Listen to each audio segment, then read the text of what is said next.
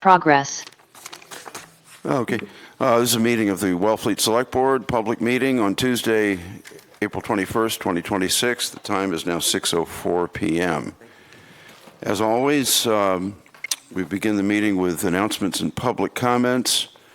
Public comments are limited to no more than 3 minutes per speaker. The board will not deliberate or vote on any matter raised solely during announcements and public comments. So with that, do we have any announcements from the board? Mr. Chair? Yeah. I mean, I've announced this several times, but tomorrow the Board of County Commissioners will be holding their one of two monthly meetings here at 10 o'clock in this room. It will be videoed. The public is invited. We are hoping to talk with the town administration and hear from the people, and also learn how we interact with the town and what more could we do would be helpful. Anyway, with that said, I'll leave it at that for now. Thank you. Okay, thank you. Anybody else? Barbara? Thank you, Mr. Chairman. So I do not do office hours at Town Hall during the week, but I'm happy to meet with anyone on a weekend at Dunkin' Donuts. So all you need to do is email me, barbara.carboni@wellfleet-ma.gov, and we can set up a time. Very flexible as to that time, but over the weekends seems to work for a lot of folks. So thank you. Okay, anybody else? Because this would be a good time as any to announce that we will be having a public meeting with public comment, a joint meeting with the Maurice's Committee on Wednesday, April 29th at 6 p.m. right here at hybrid. Anyone else? Don't see a hand up. Only, Mr. Chairman, that you and the Carl Sussman are working on an agenda to put that forward. That's for the correct. 29th. All right, then I will go first to the room for public comment. Jude?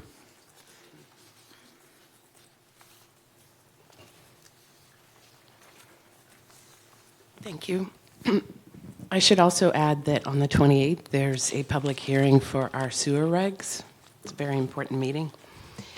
So for anyone who's been following my public comments, I know you've known that I've asked about the salaries and being listed individually. And I noticed on the agenda that you are going to sign a contract for a firm that will reclassify the salaries and the positions. And I'm wondering why we still don't see those ourselves. I'm assuming that for the bid, you put out how many employees there are. So I'm just wondering, Tom, you said that you would provide that. When can we expect that? It will be with the town warrant. Okay. So that brings me to my second point. I don't know how you can approve a capital budget of $33 million, an operating budget of $33 million and the capital without any actual figures, and that you expect us to wait till town meeting and these motion booklets, which you can't find online. The last motion booklet was in 2023 that you can find online. They're questionable legally as far as I'm concerned, but I just wonder how anyone can vote yes for these budgets when we don't know the figures at all. And the salaries are just one. The warrants, things showed up on the first warrant and they're not on the second warrant, like Maurice's for $250, the water tower for $240, the variance from 2022 for $765. It hasn't been adequately explained how we're paying for that. I guess it's from free cash, but most people don't understand what free cash is, nor end of the year transfers. So again, you're just putting it all on town meeting. But you don't think of town meeting as a negotiation with the taxpayers, but perhaps you should. You know, you need money from us, you need authority from us to spend this money. And you guys, as I said at the last meeting, have done a terrible job this year. And you stopped short, Tom, of an apology, but I think you owe us one. It wasn't long ago, in 2022, that the DLS was here. And to hear what you had to say at the end of the Capitol meeting says it all, that this was not done properly. And it's embarrassing and worrisome, to say the least. So I won't get into all the questions I have, because there are many, too many to speak of here or at town meeting. So is there going to be another joint meeting of FinCom or a forum meeting where I can get these answers? There's Yes? a forum on the 5th, correct? There is a pre-town meeting on May 4th.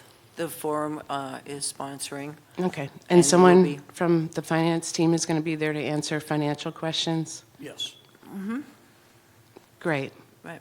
And I think- Because right now, I don't know how you could have voted yes on something that we don't know anything about. Okay, thank you. Anyone else in the room? Seeing none, do we have anyone online?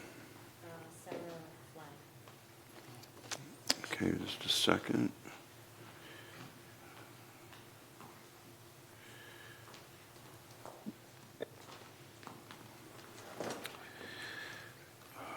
Sarah. Oh, okay. Sarah, go ahead.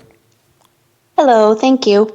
This is Sarah Nichols. I just want to follow up on the request for a written determination for the appeal that was submitted back in March. Just wanted to make sure that's still on the TA's radar, as well as the board. That's it, thank you. Well, thank you. Okay, anyone else online? Okay, any last minute in the room? Going once, going twice? Seeing none, we'll move on to the consent agenda. Does anyone on the board wish to remove anything from the consent agenda? Josh? I'd like for us to have a discussion on item B, use of town property for Newcomb Hollow Beach. Okay, let me pull that up. Yes. That's Jesna Stevens. Yes. What? Hang on a sec here. Okay. That's the wedding ceremony? That's right. Okay. Do you want to discuss this first, or do you want to take the consent agenda? Up to you. Well, why don't we take, is there anything else on the consent agenda anyone wishes to remove? I don't see any hands up or No, so, anyone on the board. Okay, then why don't I take a motion on the rest of the agenda? Mr. Chairman, I move to approve the consent agenda. First item, use of town property, Isabella Milazzo, Duck Harbor Beach, wedding ceremony, June 21st, 2026, 5:30 p.m., 6:30 p.m. for a fee of $110. Use of town property, Becky Rosenberg, Bakersfield Pavilion, June 14th, 2026, 2 p.m. to 10 p.m., celebration of life for a fee of $300. And use of town property, Jay Critchley, Provincetown Community Compact, annual swim for life, Great Pond, September 12th, 2026, 8 a.m. to 11 a.m. Second. Roll call vote. Ryan, aye. Barbara, aye. Sheila, aye. Josh, aye. John, aye. Passes 5-0. And Josh, back to you. Yeah, I thought this warranted a little bit of discussion. The applicant is asking to use Newcomb Hollow Beach on a Saturday in July and to set up 45 chairs along with, a wedding arch for about 50 people. That's a pretty large build-out for peak summer season and peak summer use of the beach. I know the board has traditionally, approved small gatherings, quick gatherings. This feels to be a larger event, and I'm just curious if this is an appropriate use of town resources during the busiest Saturdays we're going to have in the season. Let's see, this is July 18th. And then I don't know if the applicant is here on the call tonight or not, but I'm curious if setup and breakdown is within those hours of 5 to 7, or if they need more time to load in and load out. Do we have the They're person? not online tonight. Okay. Then through the chair, we do have some comments from Suzanne Thomas that were emailed to the board, so I think that we should just consider those as well. So through the chair, I can No. read them? or- Yeah, why don't you do that? So They came in today. Suzanne said The request falls outside the hours when parking permits are required. My questions are, when does the rental company anticipate setting up and removing the chairs and the arch? The permission window is 5 to 7. Will everything be set up and broken down within those hours? If not, the application needs to be amended accordingly. The tide is high that day at 3:30, so the beach will be narrow, and 45 chairs and an arch cannot obstruct people passing and repassing.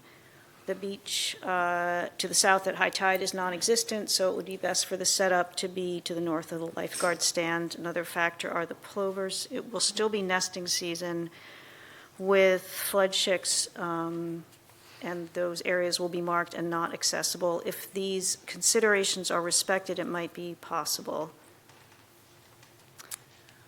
It would be helpful to have the requester here to answer those, but, Yeah, yeah, not yeah, until why don't we do that? Great, I think that's a good idea. okay, thanks. In that case, we're That'll be the 12th. moving on to the Recreation Department request. And that is through Charity Robinson, Assistant Recreation Director, and Andy Havens, to approve naming the tennis courts at Baker's Field in memory of Dan Rosenberg. And who do we have that would like to speak to that? Oh. You can come up to the table. Okay, thank you. Believe so. See if that mic is working. Thank you. My name's Andy Havens, 26 Olivia Walker Way, South Dennis. Doc Rosenberg, Dan Rosenberg has been a friend of mine for 20, 25 years. Huge advocate for the tennis program at Baker's Field. And he recently passed away suddenly in February, and we figured it would be a great way to honor him if we could name the tennis courts after him. Happy to answer any questions, concerns that you may have. Anybody? Would anybody like to comment on this? This- Yeah, I'll open this up for public comment. I'm a little bit concerned about naming public facilities, but I don't know. It might be appropriate. Unfortunately, I'm not familiar with the late Mr. Rosenberg. So I do want to remind that the skate park was named after an individual who passed away. So this is going in that tradition also.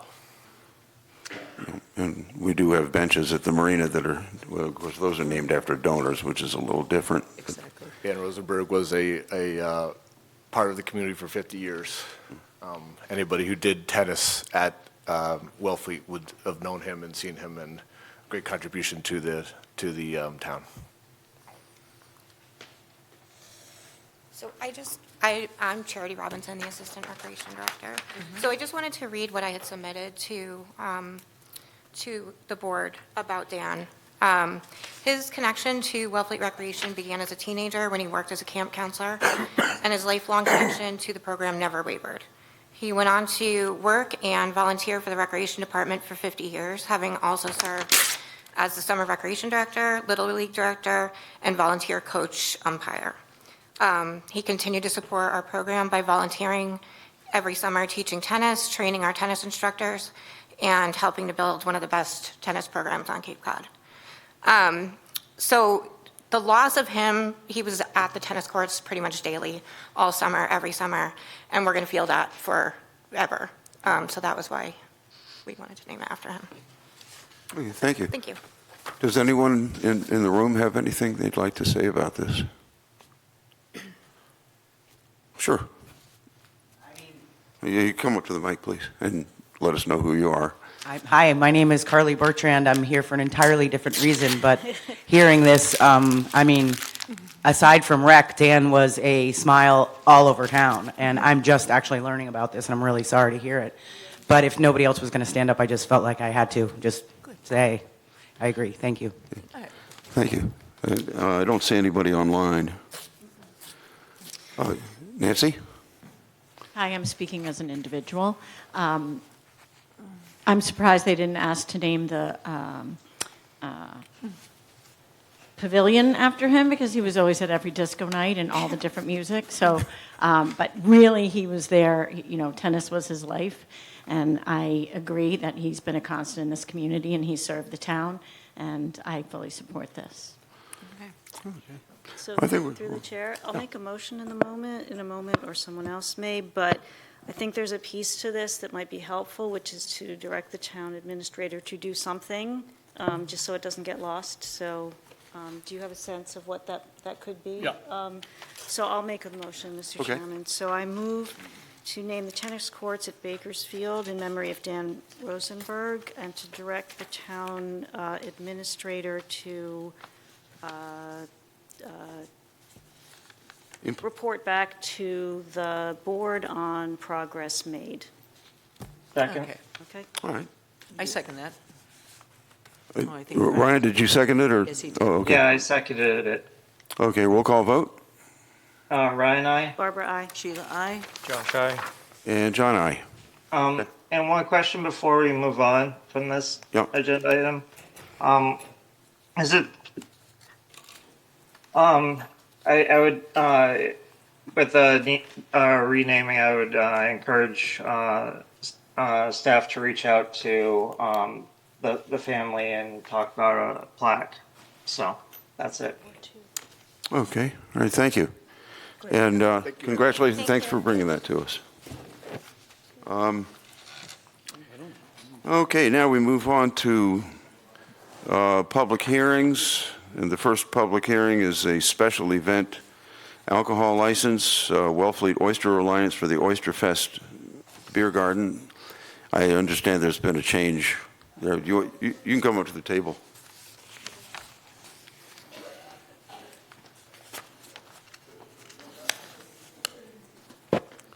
Thank you. Carly Bertrand with the Wellfleet Oyster Alliance. No change, actually, to the request, to our standard request. It's exact same footprint as years past. Oh, okay, that's what I meant. Not asking for Main Street. So through the chair, I'm confused, because don't we usually do this kind of later in the year to talk about the plan, like the security plan and all of that? Is this that application, or is this? No. Oh, just the alcohol. Oh, okay, thanks. Okay. By the way, I should announce that this is a public hearing which is now open. So if there are any questions from the board, if there are not, I'll go to the room. Seeing none, anyone in the room have any questions or comments? So, Mr. Chair? Yeah. Just for clarity, on the application, we're just striking the language that says to include Main Street? Is that Yes. accurate? There we Thank go. you. Okay. So, And I see no hands raised. Is that correct, Rebecca? In that case, I'll move to close the public hearing. Second. Roll call vote. Ryan, I. Barbara, aye. Sheila, aye. Josh, aye. John, aye. Yeah, public hearing is now closed, and unless there's further discussion, I'll take a motion. Mr. Chair, I move to approve Wellfleet Oyster Alliance's application for a special event alcohol license for the Wellfleet Oyster Fest held on October 17th and 18th, 2026, from 10 a.m. to 4 p.m. for a total fee of $575. Second. Roll call vote. Ryan, I. Barbara, aye. Sheila, aye. Josh, aye. John, aye. Passes 5-0. Thank you very much. See you at Oyster Fest. Thank you. Moving on, Nancy's coming up. uh-oh, she's got her computer. Yeah. Well, that's helpful. I hear you in my sleep.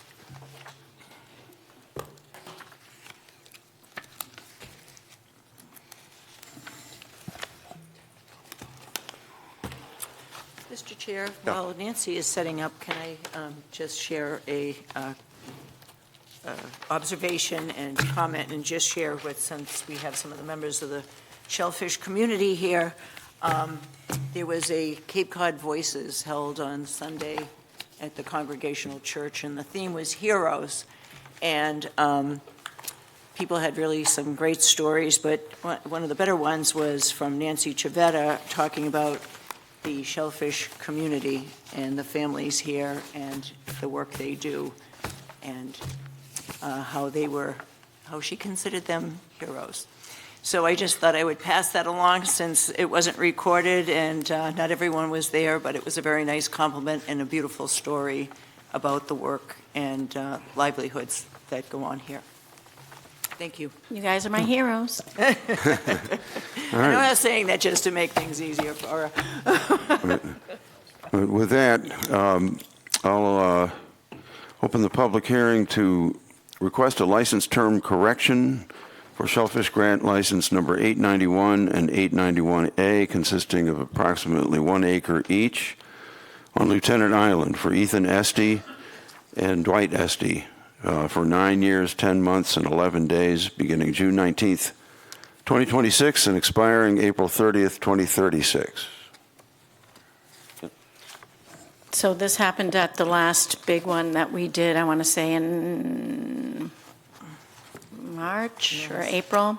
And there was a lot of confusion, so I went back and looked into it, and it had been advertised correctly, but when we were doing all of the motions and the letters of recommendation, it hadn't been fixed. It hadn't been updated to that. You know, there's a lot of them. So it's a clerical error.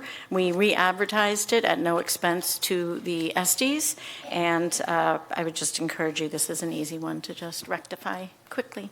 Okay. All right. Any questions from the board? No. Seeing none, any questions in the room? Seeing none, any questions online? And I do not see any. Mr. Chair, I move to close the public hearing. Second. Roll call vote. Ryan, I. Barbara, aye. Sheila, aye. Josh, aye. John, aye. Public hearing is now closed, and I'll take a motion. Mr. Chair, I move to approve the license term correction for shellfish grant license numbers 891 and 891A, consisting of approximately 1 acre each on Lieutenant Island for Ethan Esty of Wellfleet and Dwight Esty of Wellfleet for 9 years, 10 months, and 11 days, beginning June 19th, 2026, and expiring April 30th, 2036. Second. Roll call vote. Ryan, I. Barbara, aye. Sheila, aye. Josh, aye. And John, aye. Passes 5-0. Okay. Moving on, we closed the hearing. So now I'll open the hearing for the application received March 10th, 2026 for the transfer of shellfish license number 2001-08, consisting of approximately 0.5 acres inside Indian Neck breakwater, from Richard Goldberg, Wellfleet, Mass., and David Seitler, Wellfleet, Mass. To David Seitler. This is just a simple transfer. Ritt is retiring, sadly. Oh, So I wish he was here, so congratulations. you could have wished him well or thanked him for all his years in the industry, but that's what's happening here. okay. Dave's been on the grant for a number of years now. Oh, okay. Okay. Are there any questions from the board? Any questions in the room? Hearing none. Any questions online? Seeing none. Mr. Chair, I move that we close the hearing. Second. Roll call vote. Ryan, I. Barbara, aye. Sheila, aye. Josh, aye. John, aye. Hearing is now closed. I'll take a motion. Mr. Chair, I move to approve the transfer of shellfish license number 2001-08, consisting of approximately 0.5 acres inside the Indian Neck breakwater, from Richard Goldberg of Wellfleet and David Seitler of Wellfleet to David Seitler. Second. Roll call vote. Ryan, I. Barbara, aye. Sheila, aye. Josh, aye. And John, aye. Passes 5-0. Just as a procedural question, since when I read these, I'm reading the entire thing. When we make the final motion, can we just read the license number and leave the rest of it out, or do we have to read the whole? Maybe you could say as was read during the opening of the public hearing. I would read Read it the in whole the thing. motion. Okay. That way, there's no question. Yeah. All right. Later on. All right. Just looking to save time. Now, Okay, moving on to item D, application received on March 27th, 2026 from Christy Johns, Wellfleet, Mass. To renewal of shellfish grant license number 863, consisting of approximately 1 acre on Field Point for 1 year and 5 days, beginning April 25th, 2026, and expiring April 30th, 2027, to monitor for minimum productivity. Correct. And I forgot to text her to remind her to be here tonight. But we've been working really closely together over the last couple of years. She's had a bunch of ups and downs. So we figured that we would do 3 one-year renewals just to really keep her on the minimum productivity target. And she has some help out there now. So when I was out there doing buoys with her son, she was out there too. So I think heading in a great direction. Yeah, okay, sounds good. Do we have any questions? Any questions in the room? Seeing none. I see none online. Mr. Chair, I move to close the public hearing. I second. Okay. Roll call vote. Brian, I. Barbara, I. Sheila, aye. Josh, aye. John, aye. Public hearing is now closed, and I'll take a motion. Mr. Chair, I move to approve the renewal of shellfish grant license number 863 to Christy Johns of Wellfleet, consisting of approximately 1 acre on Field Point for 1 year and 5 days, beginning April 25th, 2026, and expiring April 30th, 2027, to monitor for productivity. To monitor for minimum productivity. Second. Roll call vote. Brian, I. Barbara, I. Sheila, aye. Josh, aye. And John, aye. Passes 5-0. And moving on to item E, Okay. I'll open the public hearing for the application received on March 27th, 2026 from Christy Johns of Wellfleet, Massachusetts, for the renewal of shellfish grant license number 861-B, consisting of approximately 0.5 acres on Field Point for 1 year and 5 days, beginning April 25th, 2026, and expiring April 30th, 2027, to monitor for minimum productivity. Sounds like just a... Yeah, these grants are not contiguous, so I have to do them separately. Okay. Any questions? Seeing none. Any questions in the room? Hearing none. Questions online? I see none. In that case, I take a motion to close the hearing. Mr. Chair, I move to close the public hearing. Second. Roll call vote. Brian, I. Barbara, I. Sheila, aye. Josh, aye. John, aye. Public hearing is now closed, and I'll take a motion on the... Mr. Chair, I move to approve the renewal of shellfish grant license number 861-B for Christy Johns of Wellfleet, consisting of approximately 0.5 acres on Field Point for 1 year and 5 days, beginning April 25th, 2026, and expiring April 30th, 2027, to monitor minimum productivity. Second. Roll call vote. Brian, I. Barbara, I. Sheila, aye. Josh, aye. John, aye. Passes 5-0. Moving on to item F. I open the public hearing for the application received March 31st, 2026 for the transfer of shellfish license number 2000-06, consisting of approximately 1.5 acres on Egg Island from James O'Connell, Wellfleet, Mass., and Nicholas Saruchek, Wellfleet, Mass., to Nicholas Saruchek. So this is, Jim O'Connell is downsizing. So he's staying on one of his grants and coming off the others. I see. Okay. Any questions? Any questions in the room? Hearing none. Any questions online? Seeing none. I will take a motion to close the hearing. So moved. Second.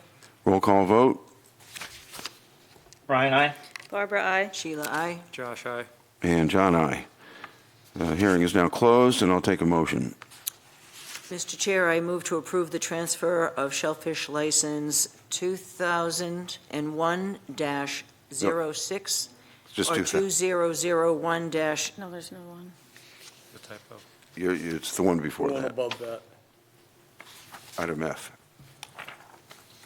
Oh, well, that's what I was reading, 2006. Oh, it's just a typo. There's a typo. Should be a 0. Oh, 2,006-06, consisting of approximately 1.5 acres on Egg Island from James O'Connell of Wellfleet to Nicholas Shurek of Wellfleet and to Nicholas Shurek. Okay. Sirachuk. Yeah, Saruchek. Saruchek, pardon my screwing up your name. I apologize. I'll just, if I might make so the grant number is 2000-06. Oh, it's 2000-06. Thank you. Was that right? I don't think. All right. Okay. Or I didn't. It was on other. Okay, so the motion's been made. Second. Roll call vote. Brian, I. Barbara, I. Sheila, aye. Josh, aye. John, aye.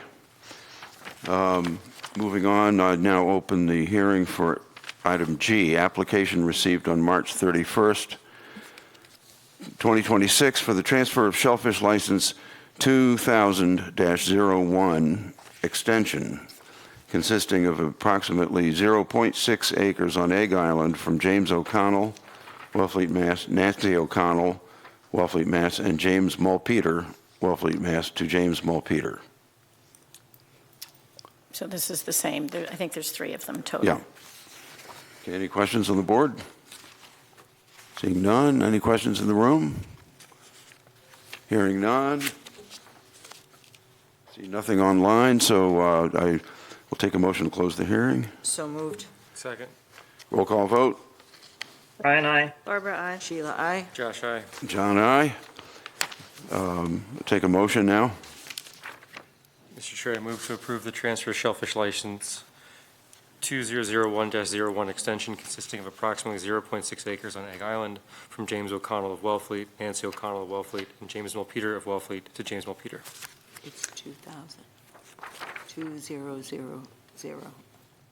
2000-01, correct? Right. Yes. 2000-01 extension. Is there Yeah, I another- know, there was a typo. There's another type, my apologies. Let me amend my motion to 2000-01 extension. Yes, second. Okay, roll call vote. Brian, I. Barbara, I. Sheila, aye. Josh, aye. John, aye. Passes 5-0.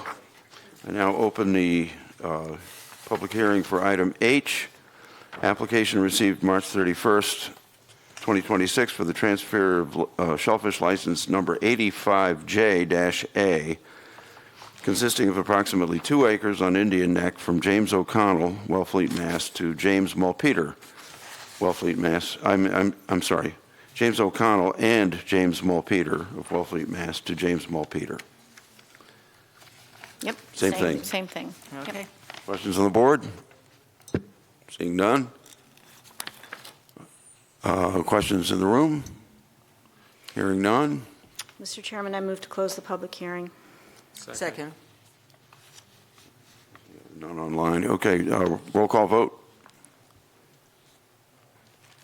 Brian, I. Barbara, I. Sheila, aye. Josh, aye. John, aye. Passes 5-0.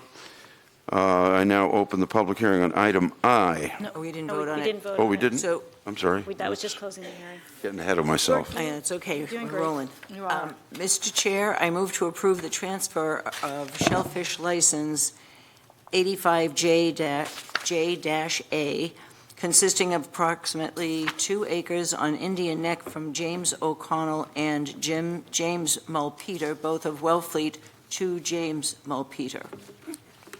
Second. Roll call vote. Brian, I. Barbara, I. Sheila, aye. Josh, aye. And John, aye. Passes 5-0. Congratulations to the O'Connells. I'll now To retire. move to open the public hearing on item I, application received on March 30th, 2026 for the transfer of shellfish licenses number 95-13 and 95-14, consisting of approximately 1 acre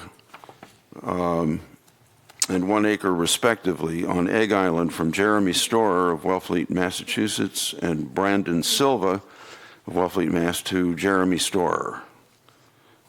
Nancy?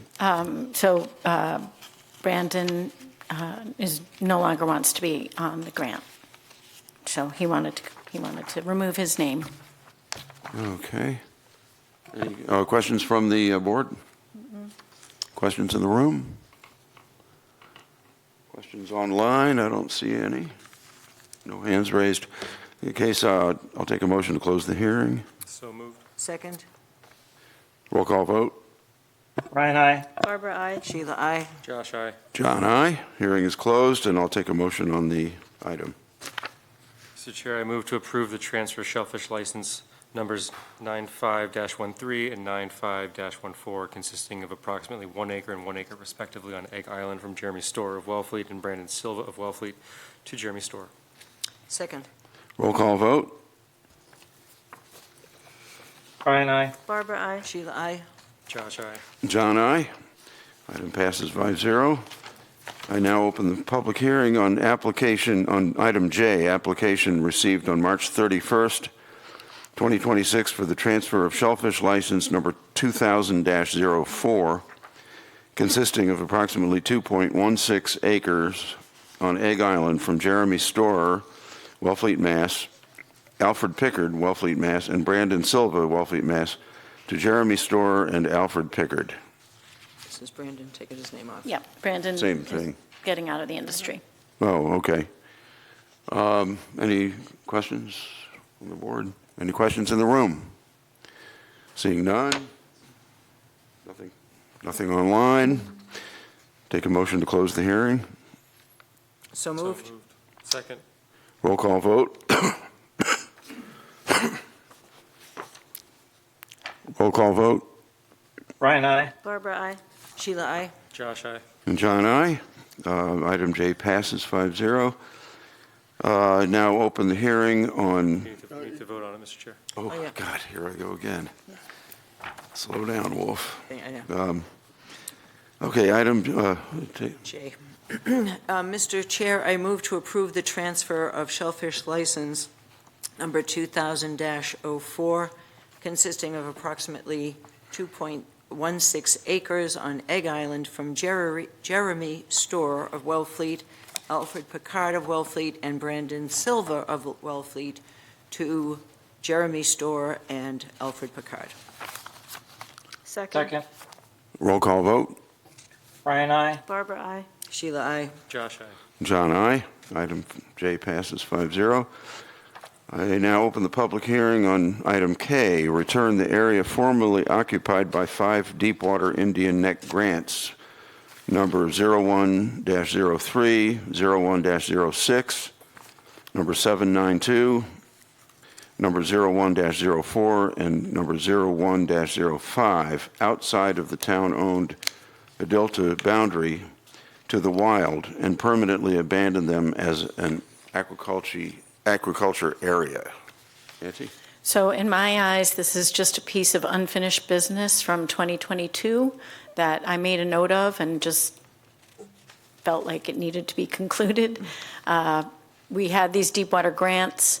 The grant holders requested to move them inshore a little bit after the town bought the How Do You Like Them Apples area, and it made sense for them to be on town property. It also, most of them were struggling with making minimum productivity because they were so deep that they rarely came out of the water.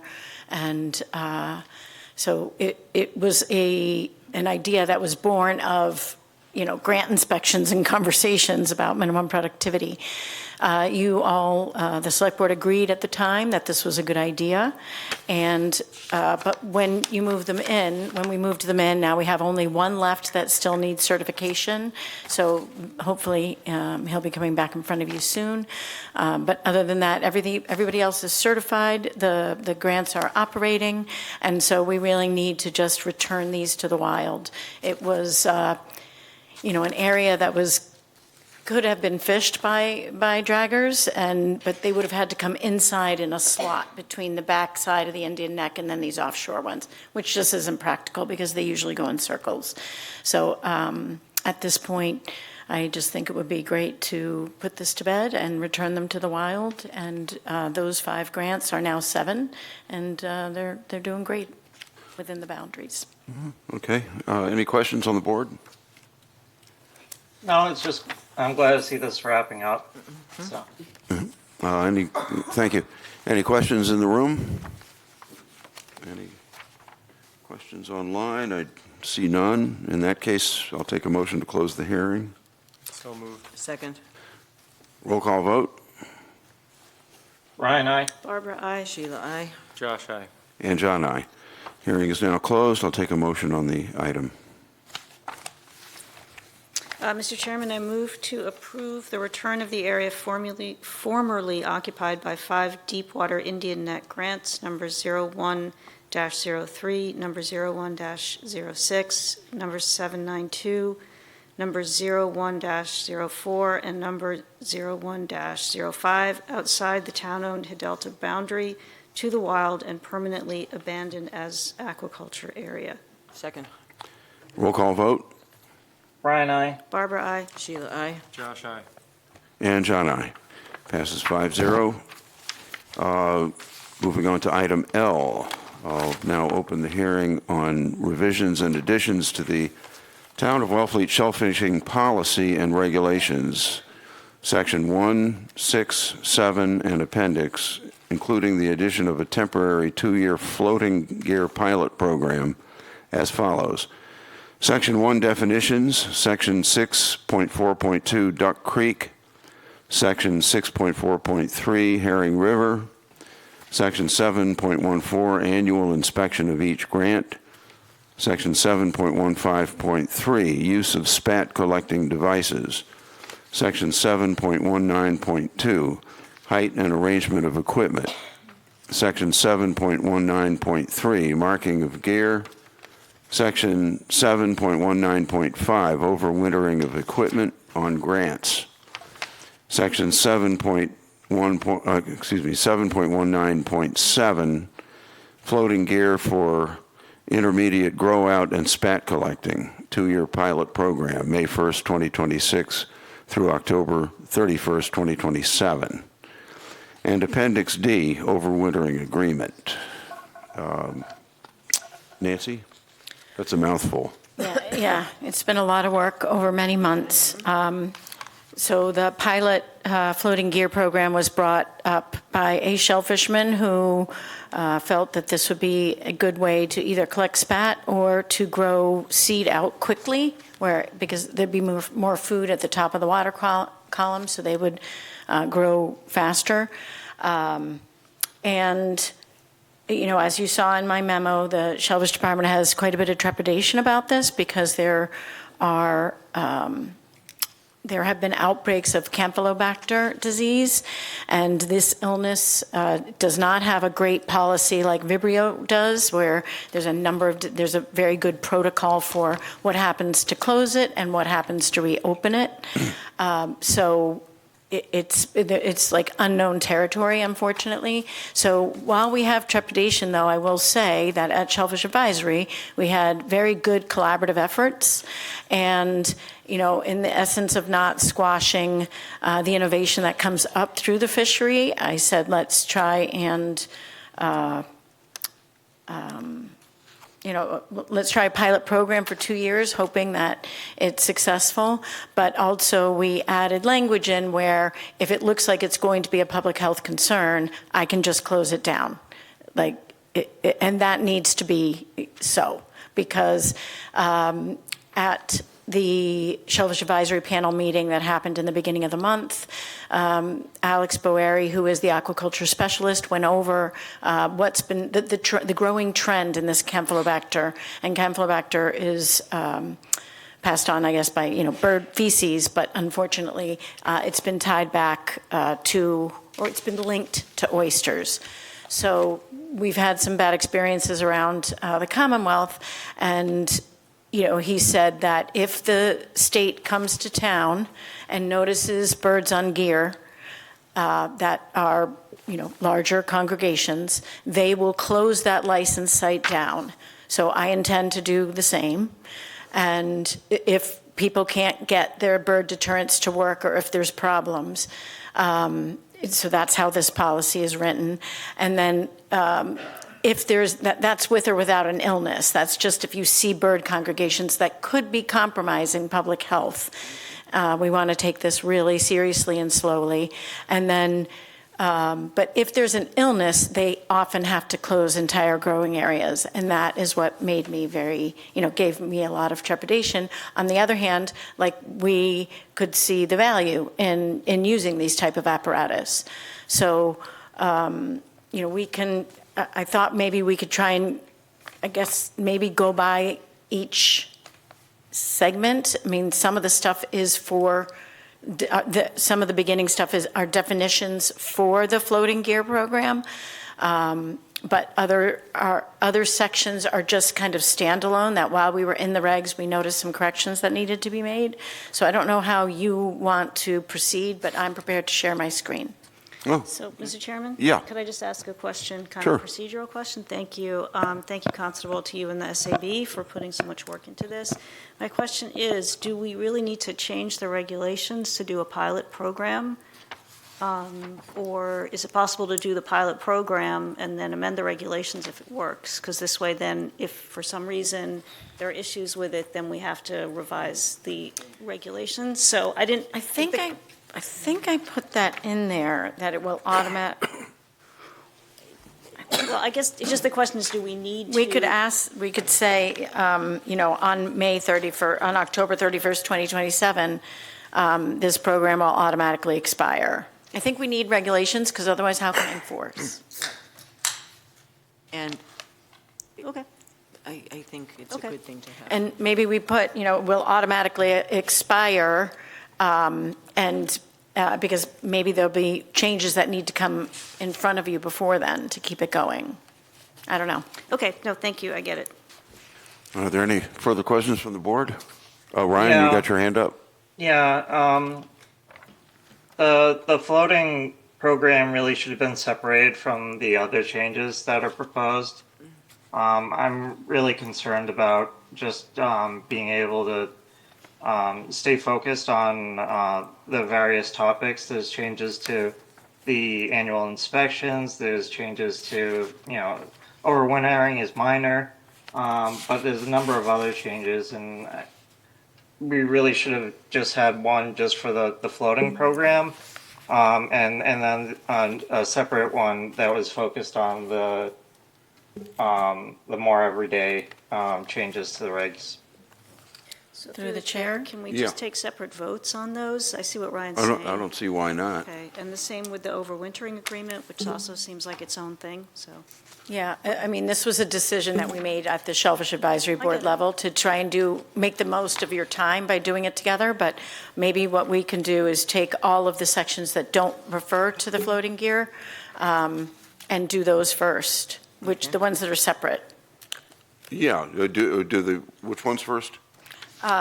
Just everything outside of the floating gear program. All right, yeah, we can do that. But before we go there, this being a public Yeah, of hearing. course, yeah. Are there any further questions from the board? Seeing- I'll have questions about the floating once we get to it, but for right now, yeah. Okay, yep. Well, then maybe what we ought to do is take any questions from the public related to the, Are you? other than the floating gear, so we can vote on that first and then handle the. Can we go through? For me, it would be helpful if I shared my screen and we look at it, and then you guys can vote. So why don't we do that? We're going to do the definitions and then every section except for 4 point, whatever Okay. it is. Okay.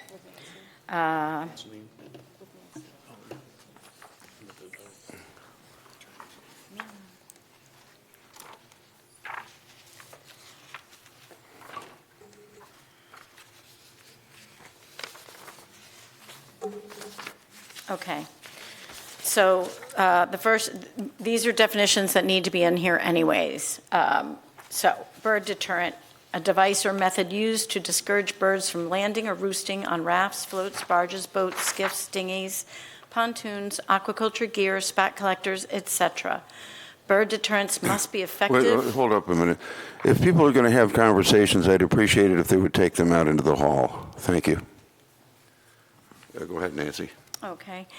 Bird deterrence must be effective and include, but are not limited to, the use of noise deterrents, bird bangers, flying eagle kites, scare kites, metal spines, rotating perching deterrents, lights, water spray devices, effigies, scarecrows, and other methods. Zip ties, overhead lines, chemical deterrents, pyrotechnic deterrents, and lethal or harmful deterrents to any species are prohibited for use as bird deterrents. Sounds good. We devised this with basically looking at Mass General Law and how the Mass DMF does it. Does anyone on the board have any questions about that particular item? Seeing none, does anyone in the room have any? I actually have one. I'm sorry. There's someone in the room. Ryan, you had one? Yeah, I'm not sure if bangers are appropriate, considering, how close some of the grants are to the shore and private residences. So, I think there are other deterrents that are, but I just think if there's bird deterrents being deployed that make significant noise, it will just increase friction between the grant holders and those of the uplands, and I'm a little concerned just to try to avoid that issue. Go ahead. I got a question. All those stuff you're not allowed to use for deterrence, but why do you need deterrence if you're only growing seed on the surface? This is bird deterrence for anything, any aquaculture gear. Ain't we talking about this whole floating program right now? Yeah, but this is in addition to the definitions that will apply on any gear. Okay. Okay. Any other questions? I don't see. So just could we address Ryan's question? Yes. And I could use some help. What is a bird banger? I don't know. I'm just copying it from the state. It's a noise-making device. It's an air cannon. Okay, thank you. They simulate the sound of a shotgun or something, yeah. We used them at the landfill in Bourne to alleviate the Geese, seagulls. seagulls. Yeah, It doesn't kill them, though. if there's constant sounds of a shotgun going off on somebody's grant, where there's going to be a lot of drama. Okay, so through the chair, Ryan, are you proposing removing bird bangers from the proposed definition? Bird bangers and possibly noise deterrents as well. I think there's a variety of different noise deterrents. If it was a little bit more specific, particularly if it was, that might be fine. But I have a similar issue there that some noise-making bird deterrents might prove irritable, and I just want to avoid that possible point of friction. I will make an observation, just a personal experience observation. Those of us who have or have had boats on moorings have had to deal with this issue. And I have yet to have experienced anybody using any kind of a banger device on their boat. I'm not sure if this is really something that's going to even become a concern. I had an automatic electronic noise-making device on my boat when I was on a mooring, but it wasn't the kind of sound that you could really hear unless you were right up against it. If it was a little bit more specific about like frequencies or things of that nature, that would be fine. I just my own inclination would be to not try to fine tune this too much. If it becomes an issue, I'm sure we'll hear about it. Josh? I respect that position, but I do think government moves slowly. So if we were to make this revision, it would take some time. I think it's reasonable to remove bird bangers, and what I would amend is noise deterrents not to exceed Wellfleet's noise ordinance, Well, that would make sense. which is implicit, but maybe we just make it explicit so that, Yeah, so if there's a, Ryan, what are your thoughts on that? I'm largely fine with it. Wellfleet's noise bylaw only applies to certain hours of the day. So if it was during daytime, the noise bylaw is pretty lenient. And that's where we could be running into an issue. Sheila? I mean, so this is language that was taken from Mass General Law, correct, Nancy? It was taken from DMF's definition. Their definitions. And since nobody really knows what they are, it makes me feel like nobody uses them. And so with that, it doesn't seem like we should take it out. It's allowed by the state. They must know what it sounds like. But I don't, since nobody really uses this, or we haven't so far, we don't want to encourage it either if it is very noisy. But I don't have a problem with the language, is I guess my comment. I don't particularly have a problem with it, but I also don't have a problem with amending it as per Josh's suggestion. Okay. Yep, fine.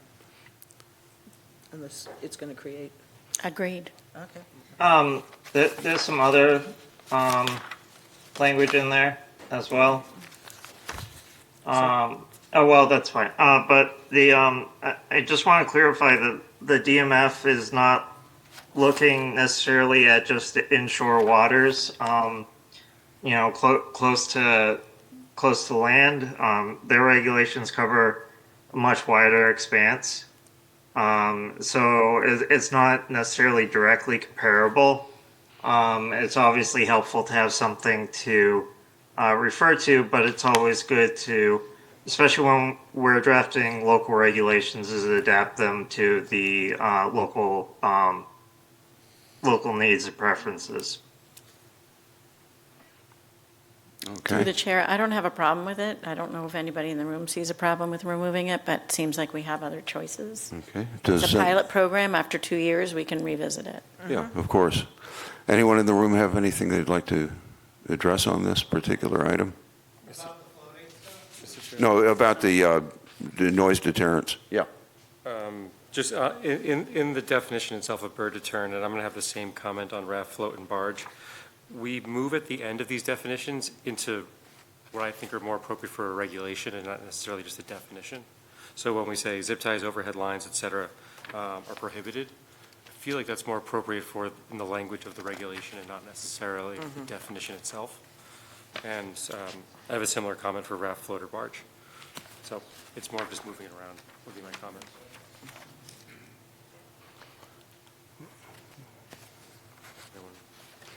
I think the way people use regs, though, it's good if they go and have it in one place and they see it right then and there. Through the chair, sorry. Yeah, I don't really see a problem. Anyone on the board? Anyone else? Seeing none, should we move on this item? Or do we? I think through the chair, or to the chair, I think if Nancy can just keep going through Okay. non-floating, so we can get through all of those and then talk about floating and then Okay. the other things. So I think we should just move on to the next, new definition. Okay. Next new definitions is fine. I'm just a little concerned if we review an entire set of regulations, if we wanted to amend something or change the language as proposed. We should probably, I don't know, I don't want us to get. Well, we've reviewed this section and made a slight amendment. So We let's- haven't, though. We We've will. discussed making an amendment.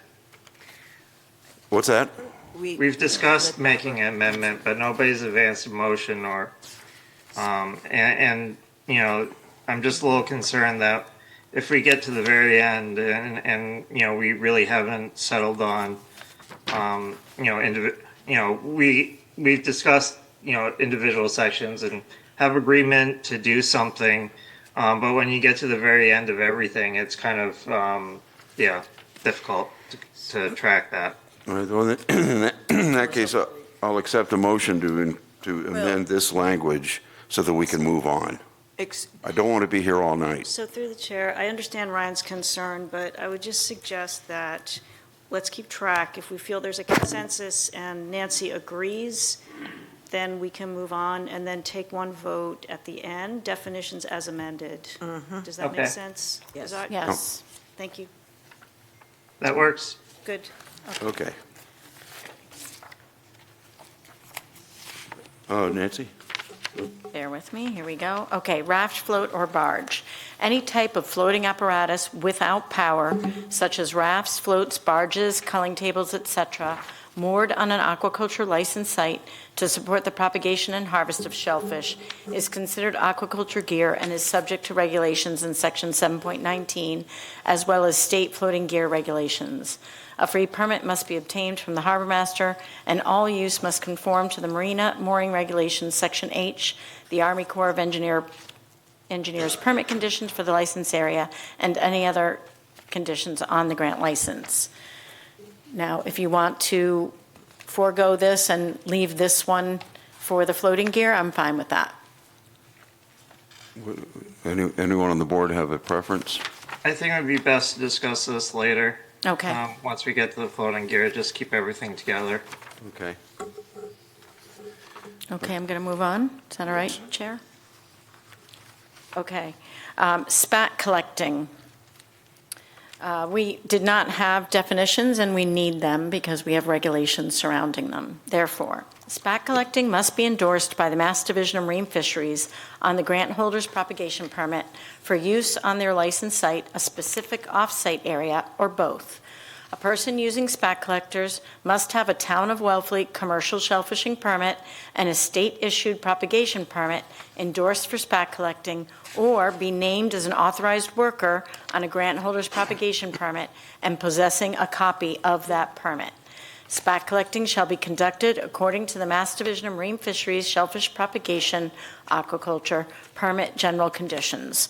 And this is taken from our regulations and the state general permit conditions. I don't have a problem with that. Anyone on the board? Anyone in the room have any observations on this? And anyone online? I do not see any hands up. Okay, let's move on. Okay. Spat collectors, gear that is used to collect wild oyster larvae in open waters. Except that gear which is permitted under 7.19.7, floating gear for intermediate grout and spat collecting 2-year pilot program, which is considered aquaculture gear by the Mass Division of Marine Fisheries, spat collectors shall be fixed to the ground with rebar stakes pressed into the substrate or attached to racks. All devices used in the collection of spat must be tagged with the name of the grant holder. So this, if you took away the clause in the beginning, we could just start with spat collectors, or gear that is used to collect wild oyster, the first sentence, and then starting with, just get rid of the clause that begins with except if you decide not to move forward with the pilot program. But the spat collectors, we do need a definition for those because it was missing and there were enforcement issues. I agree, we need a definition. It's a formatting concern that I have for this and the above and the previous, that I think we're starting to create regulations within the definition, and we already have these regulations elsewhere in the, so if the board doesn't agree, we can leave it as is, but. But this is this new, if I may, Mr. Chair? This is new to, Yes. there's a question in the audience. Oh, yeah, come on up to the mic. What you just read off, it makes not much sense to me, other than the fact that you're trying to stifle floating spat collecting devices. No, it says it specifically, except gear which is permitted under the floating gear. Okay, what was the part about being staked down to the substrate and all that? Except for the floating gear program, other spat collectors, as they always have been, are attached to the Okay, I thought ground, that was either what by was- rebar pipes or they're sitting on I thought that was what you racks. was making it have to be staked down. I just didn't understand what you read, I guess. Except for in the floating Okay. gear All program. right, so there is going to be a floating gear program, hopefully, right? Hopefully, Right. that's what we're here tonight to Okay, discuss. good. Yep. Yep. Okay, anyone on the board with questions on this? Josh, the issue of, well, Nancy, what are your feelings about the regulation being sort of contained within this definition? I don't follow, so I wish I had had time to understand it before. Like, I don't understand what your point is. Sure. So in the regulations, before they came before us, the definitions were pure definitions, and then we had sections within the regulations that defined what was and was not allowed, Okay. process and procedure. We seem to be adding prohibitions or requirements that in my opinion, should be a section or included in a existing section, instead of putting the actual requirement of the regulation in the definition itself. Okay. As an example, if you needed to cite which regulation an individual might be violating, you would have to cite the definition and not a specific section or reg.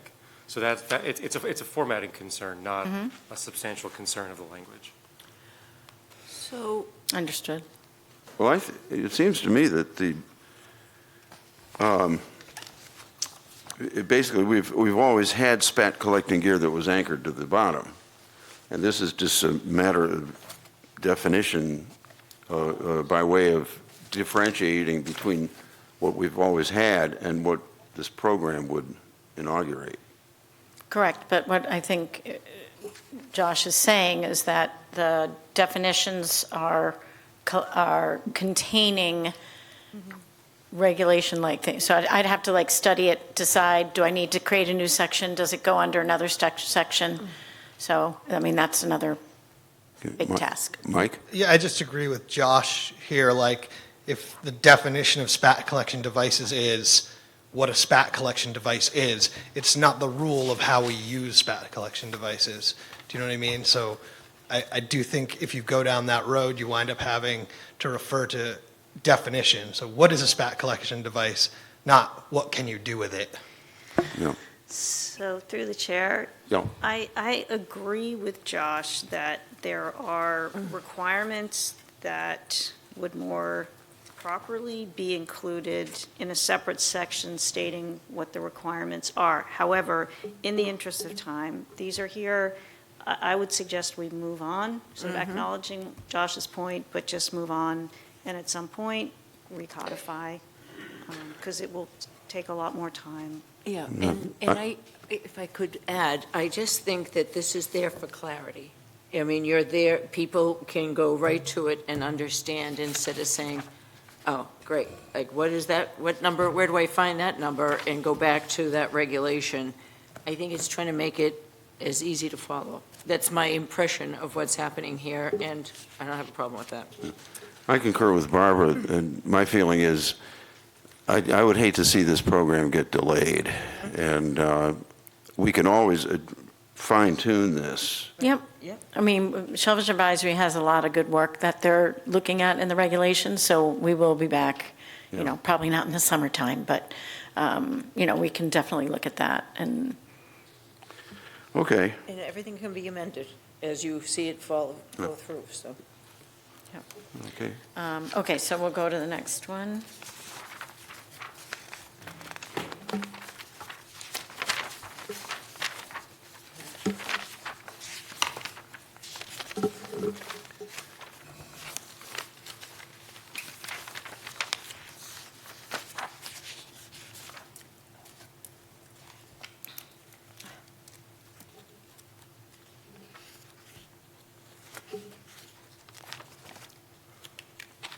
Okay. 6.4.1D, Chipman's Cove, spat collection areas. Areas in Chipman's Cove that will be marked by buoys for placement of oyster spat collection devices by Wellfleet commercial shellfishing permit holders who also hold a Mass Division of Marine Fisheries propagation permit or are an authorized worker on a grant holder's propagation permit and have a copy of that permit in their possession. Section 1 definitions. These areas will be so designated from June 1st through October 31st each year unless otherwise regulated. So this is just basically reflecting how operations are occurring currently. Okay, any questions? Any questions? Just very quickly, Mr. Chair. Yeah. So the DMF is fine with it being authorized workers and not a license holder or somebody possessing the individual permits themselves? Yes, they have to be, so they, first of all, they have to have a Town of Wellfleet commercial fishing permit. And then secondly, they also have to be an authorized worker on a grant holder's propagation permit. So. That's not how it reads. So you have those requirements and then is or are an authorized worker on a grant holder's propagation. There's no requirements specific to the authorized workers. So the requirements are only applying to, do not apply to those as it's currently worded because of the way it's phrased. So they are devices, for the placement of devices by Wellfleet commercial shellfishing permit holders who also hold or are.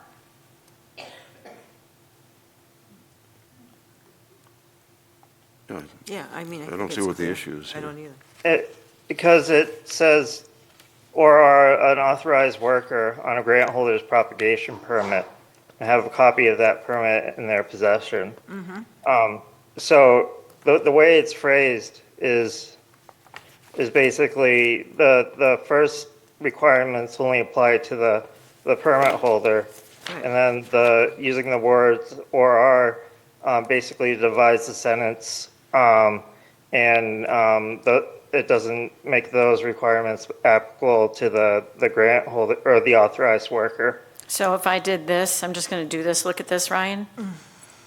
Or Wellfleet commercial shellfishing permits who are an authorized Yep, worker. that does it. Okay. Okay. Okay. Thank you. Duck Creek. Okay. Duck Creek. So Harvest states, due to water quality, so this was not in here, and it needs to be, because Duck Creek, like the Herring River, are areas that are conditional, so they can only open when the state says that they pass water quality, so the town's not in charge. They are. So I added this in here, it wasn't there. Due to water quality, Duck Creek will open for the taking of all shellfish on December 1st and will close on April 30th as directed by DMF, unless otherwise regulated. And then, are there any questions about that? Seeing none, any in the room? Seeing none? See none online? Go on. Okay, and C, this is something that you voted on. I can look it up in my memo, but we voted on it before, and I just thought it needs to be in here. This is where the automatically expire, Barbara. This is where that language is, just to think about it. So as of December 10th, 2025, a quarter-acre area of Duck Creek between the railroad bridge and Cannon Hill is closed to all shellfishing for the purpose of creating a spawning sanctuary for oysters. There are 4 candy-striped poles denoting the boundaries. A map with boundary coordinates and a photo is available on the Shellfish Department webpage of the town website. The Shellfish Department will evaluate when it should be reopened and advise commercial shellfishermen, but in any case, it will not remain closed past December 9th, 2028, when this regulation will automatically no longer be valid. Questions? Ryan? I'm very hesitant to put regulation changes that then expire automatically into the main set of regs. I think it would be better if we had, some form of temporary regulations. to cover the situation, but, typically, regulations do not necessarily automatically expire.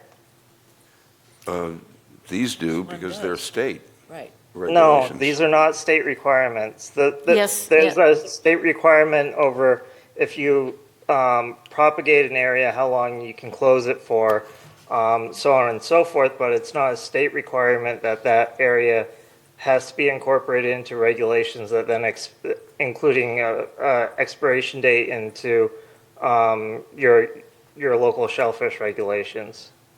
Nancy?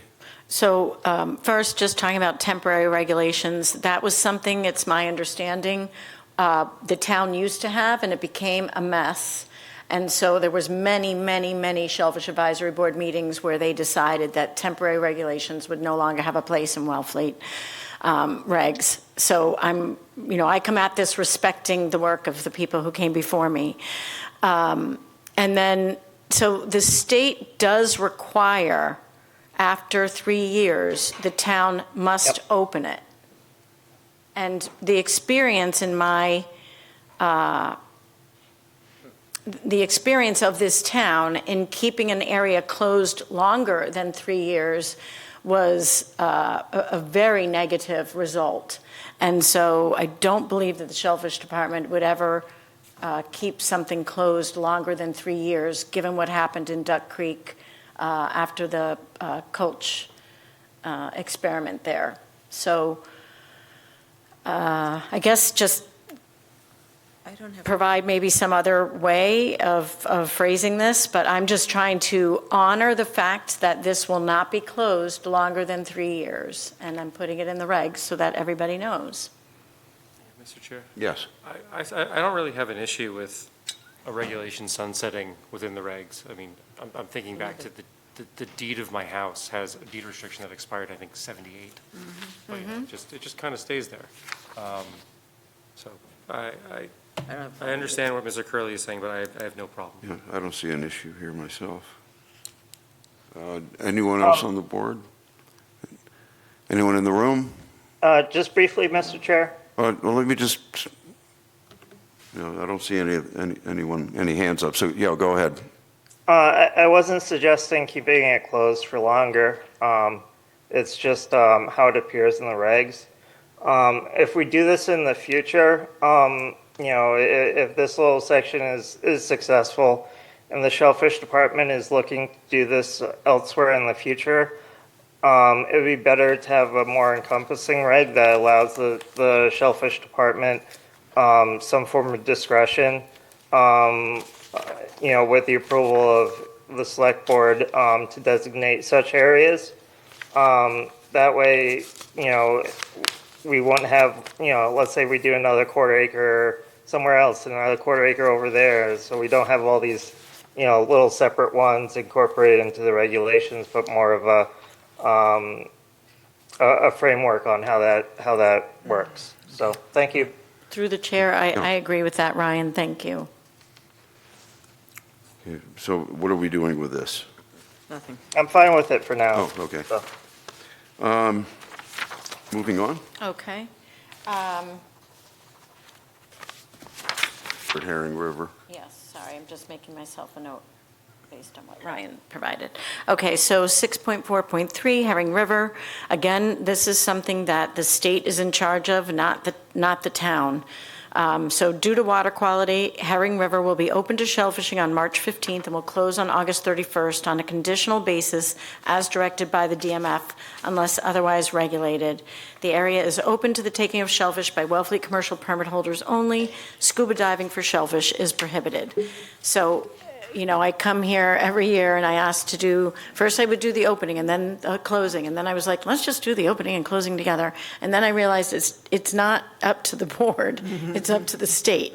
So it just adds a layer of administrative oversight that it's been on my board for a while to bring this to you. So thank you for entertaining it. It's good to have. Any comments or questions? Just very quick, because it's kind of funny. Scuba diving for shellfish. I don't think we have other areas that's prohibited. I mean, I don't really know Yeah. If people really do it. I'm just curious as to why it's prohibited specifically here. I don't know, and I'm always hesitant to change things that I don't know the answer to because I feel like they're in there for a reason. I just haven't discovered what it was. And, a lot of times I'll go back and ask, like, the chair of the Shellfish Advisory or other people that have been around for a while, do you know how this got in here? But I did not do that for this. All right, that's it. So. Tim? Okay. Tim Sayre. I can kind of give you a heads up on that, Ryan. When I was a child, there was a man that used to go out and scuba dive for the quahogs all the time out in the bay. And Tony Oliver at the time was the warden, and he didn't want to have to go out there during high tides and make sure that this guy wasn't taking stuff he's not supposed to take. So I believe that's where it originally came from. Thank you. So Very it was a good scientific. deterrent. Yeah. It was a good deterrent. There you go. I'm gonna remember that. Yeah. I don't want to do that. I'm gonna put it in the regs. Copy those names down. Just kidding. Okay. Just kidding. Moving on. Okay, 7.14. So Deputy Shellfish Warden Chris Manula and I do most of the grant inspections every year. We have been doing grant inspections since 2017 when I started, and having them done, so I don't believe that they were done regularly in the past, and we do them regularly now every year. So it just seemed like there's a lot of very high-functioning grants that could take 2 years, between going there every year. It is a huge amount of work. Like I said, we have 120 farms. So we have more. I think I have 126 farms. So you have to, that's a lot to do in the summertime when you're also doing Vibrio inspections, when you're also doing propagation. So we sat down and kind of thought about it and went to Shellfish Advisory, asked their opinion.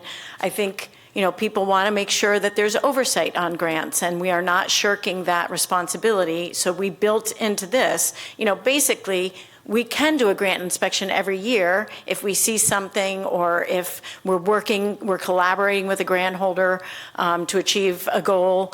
But just so that it wouldn't necessarily have to be when we know that, geez, this person every year is doing great, and maybe we just take a walk around, make sure they got their tags. But other than that, just try and do like north one year, south another. So let me read this the way Chris and I devised it, and then Shellfish Advisory approved it. 7.14, inspection of each grant. The Shellfish Department shall make no less than one visit per year to the site of each licensed area. That's going to happen anyway, right? Because we're out there every tide.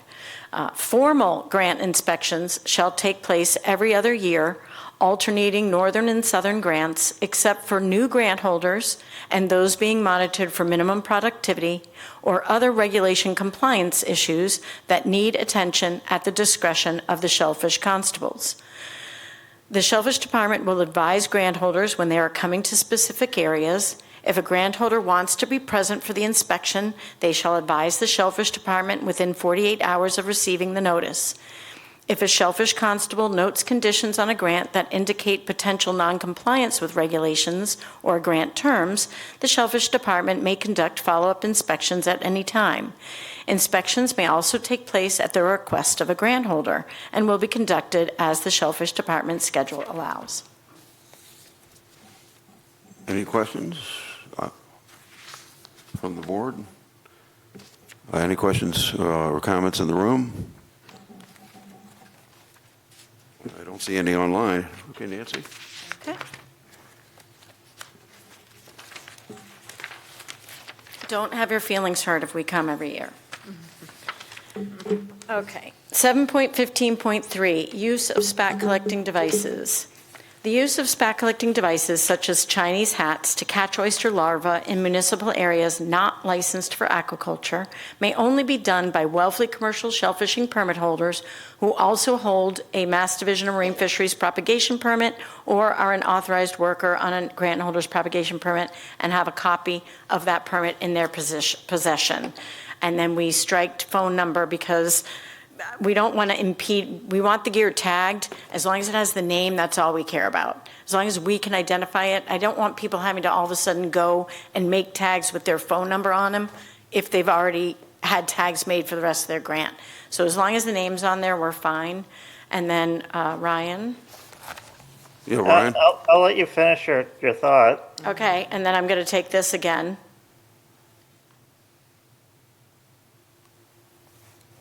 Yeah, that section. I also just had a question about the municipal areas, not licensed for aquaculture.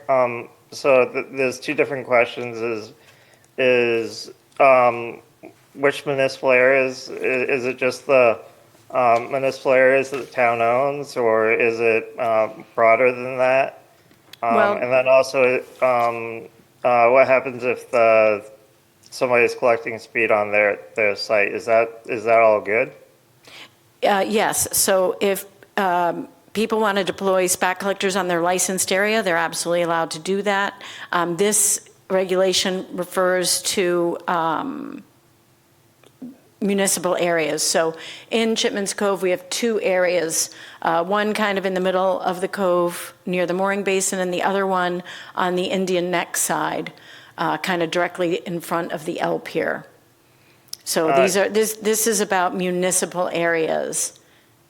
So is it all municipal areas, or just municipal areas designated by the Shellfish Department for spat I guess collecting? we could put in municipal areas so designated by the Shellfish Department. I think that would be helpful.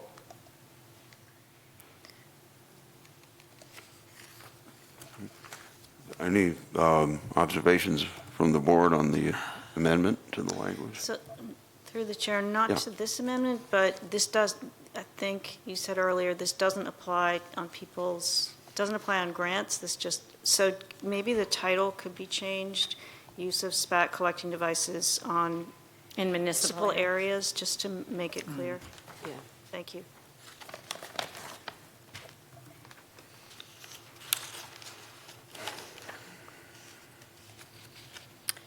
Or, Wellfleet.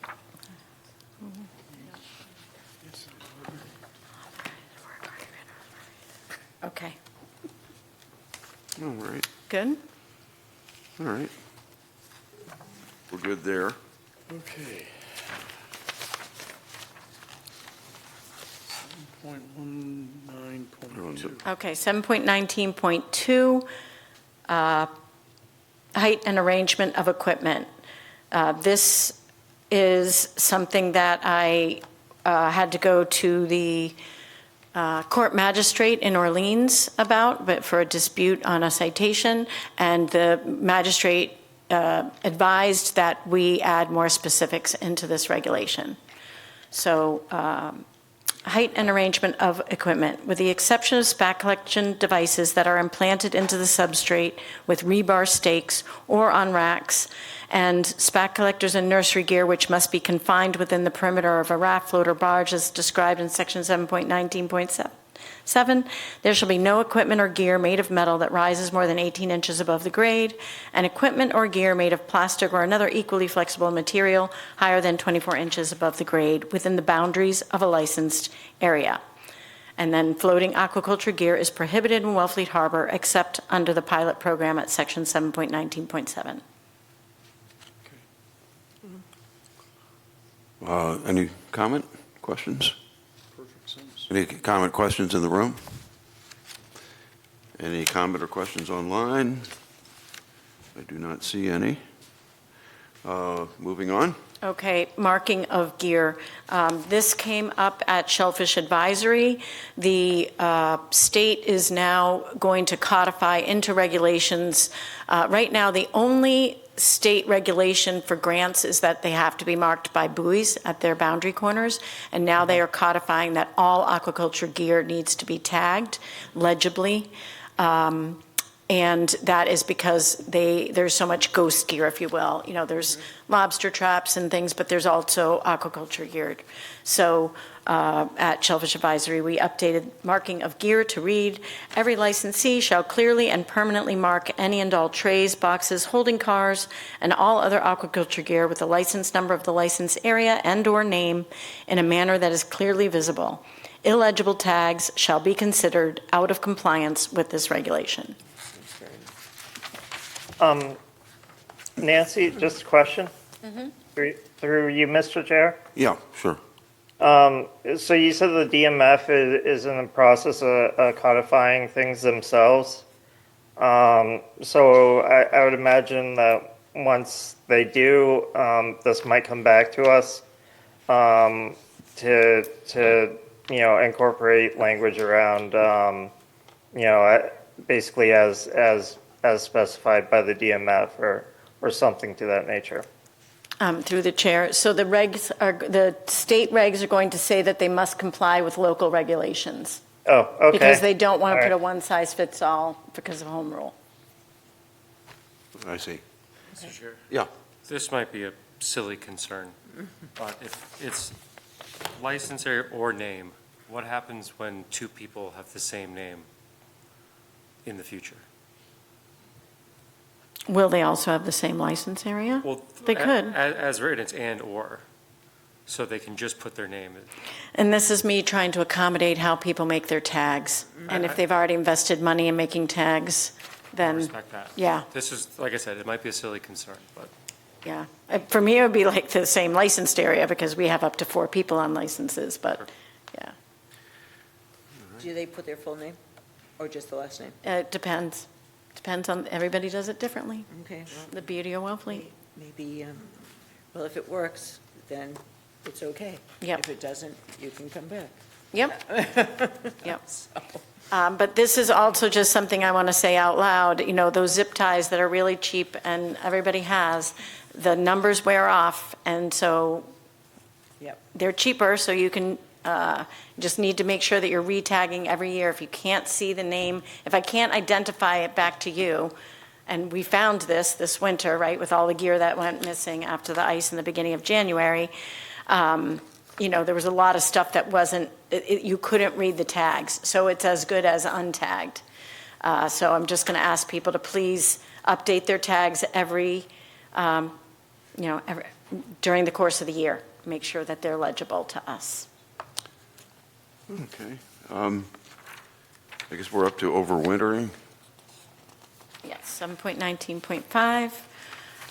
Okay, so as you saw in my memo, this is something where the Shellfish Department and the Shellfish Advisory Board we were not on the same page about it. It seemed like a good idea in the beginning, and I went along with it, but then when I went back to my colleagues and talked about it, they really felt that taking 2 weeks away from grant holders for overwintering was a tall ask, and that we haven't had very many problems, and so if it's not broken, don't fix it. But I just want to read some of the, I want to read a couple things. So Shellfish Advisory felt that making it earlier would mean people would have to plan more ahead, and that the Shellfish Department would have more time to put eyes on gear being left out and to do our overwintering inspections. And this is true. But I wanted to at least elucidate the reasons why the Shellfish Department wanted to keep the date as January 15th.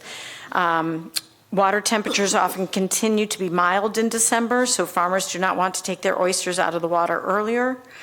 On our overwintering agreement, farmers have to list what gear they currently have on their grants and then call us as they take gear off. So that's 2 additional weeks of calls to make to us.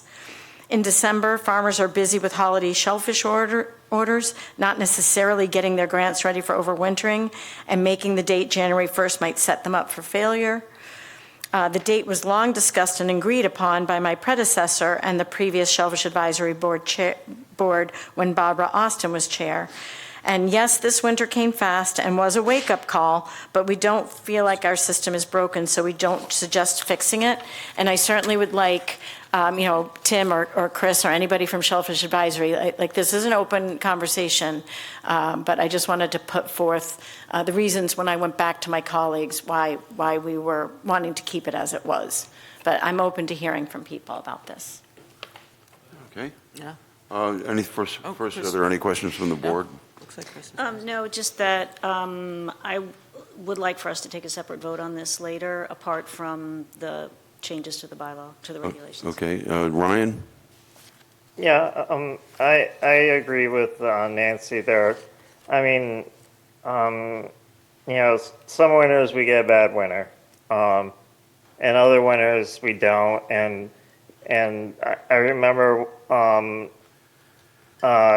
shortly after the overwintering requirements were put in, we had a number of mild winters in a row, and it kind of caused some degree of animosity because people felt that they could safely leave their oysters in yeah. But obviously there are winters that come fast and hard. So Yes. We had someone in the room wanted to speak. Chris? By the way, thank you for all your hard work on this. Thank you. Chris Merrill, Chairman of the Shellfish Advisory Board. So as far as this, we decided not to change our vote, but that being said, no one had a problem with it, with what Nancy's saying. I mean, if it doesn't work for her, it doesn't work for her. That's not something that the board, acknowledged, and we didn't change it. That's just my personal opinion. No one was like, let's go there and fight her on it or anything like that. No, it wasn't So like that. whatsoever. So if that's what works for her, in my opinion, anyways, that's what works. Thank you.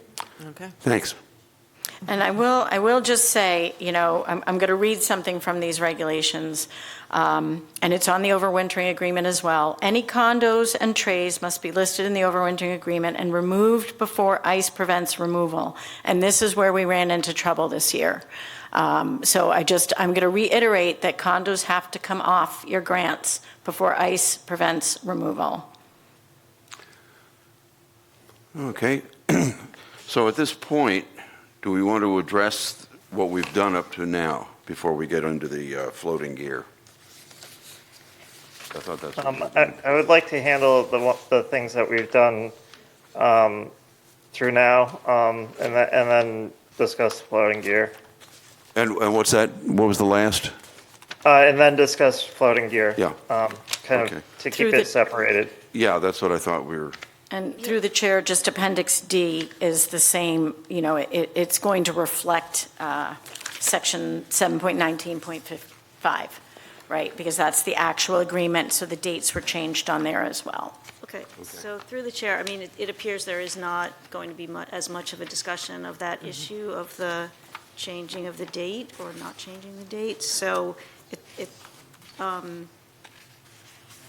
as long as we're all comfortable with what the constable's proposing, then it could be part of the same. Right. The same vote. I had just anticipated more dispute on that, so. Okay. So are we suggesting that we move it back to, we take no action on We take no amending the action. date, keeping it January 15th? Right. Yep. Okay, so then that would be, so just if I could collect what I think are the three things we've talked about. One of them was an amendment to the definition of bird deterrent. Josh had that language. If he wants to, do you have that ready? I think what needs to happen is we need to close the public hearing on this part and then reopen it for the floating gear, if I'm not mistaken, before we take a vote. I think we can leave the public hearing on all the regulation changes open for now. Vote on the things that we're agreeing we can vote on. Okay. Then move on to floating, vote on that. Okay, I just don't want to violate some kind of procedure here. No, I get it, but I think it's just one, I think it's one hearing. Okay. So the first amendment was to the definition of bird deterrent, and I think either Nancy recorded the language or Josh has that. It was to strike bird bangers and to add after deterrence not to exceed Wellfleet's noise ordinance. That's what I had too. Yeah, I'm still uncomfortable with the noise ordinance. just because it only applies to certain hours of the day. I'm going to suggest that we act on this as amended, and this is something we can always come back to if it becomes an issue.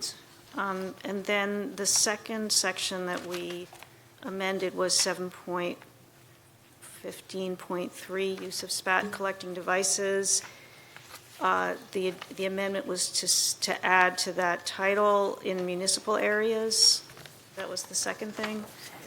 And then Yes. the third item was in section 7.19.5, overwintering, to leave the date so that it is, There is no. now I'm confused. Yeah, there's no change. Yeah, we're not going to change that. Okay, so then it will be January 1st, will remain January 1st. No, Sorry. 15th. 15th, okay, 15th. that's why I said I was confused. Okay, will remain January 15th. So I think those are the three amendments, so I think, Through the chair, do you mind if I just quickly look through please. my notes to make No, sure? go ahead, go right ahead. I thought we.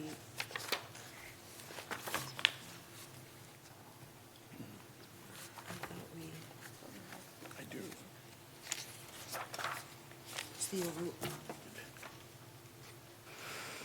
Are you looking for this? No, I'm just making sure that I've covered everything. Says we made those changes. Also, under the use of spat collecting devices, hold on one second. I think let me just, bear what with me section one is minute. that? I think there was another area. Okay. Hold on, I'm trying. Yeah, it was the addition of the workers having to have, be properly permitted. Right, so Basically. here it is, right here. So under spat collecting, must have a town of Wellfleet commercial shellfishing permit and a state-issued propagation permit endorsed for spat collecting. So I thought I put that there, so hold on. Yeah, you did. Yeah, it I wasn't saw just you, working. I saw you do it, I so know. I'm not sure. Now I can't find my cursor. Oh, there it is.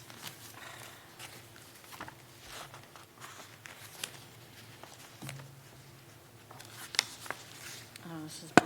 Here it is, okay. Must have, Must be endorsed. It's back. oh, wait, here I don't think it was a problem, right, Brian, spat collecting? No, it wasn't. I thought we discussed it, but there was no change. Right, but there was a change. There were two changes that we made to make sure it was, Spat collecting in municipal areas was the Okay. change in the title. And then we changed municipal areas as designated by the Shellfish Constable. Right. Yep. That's what it was. coming up.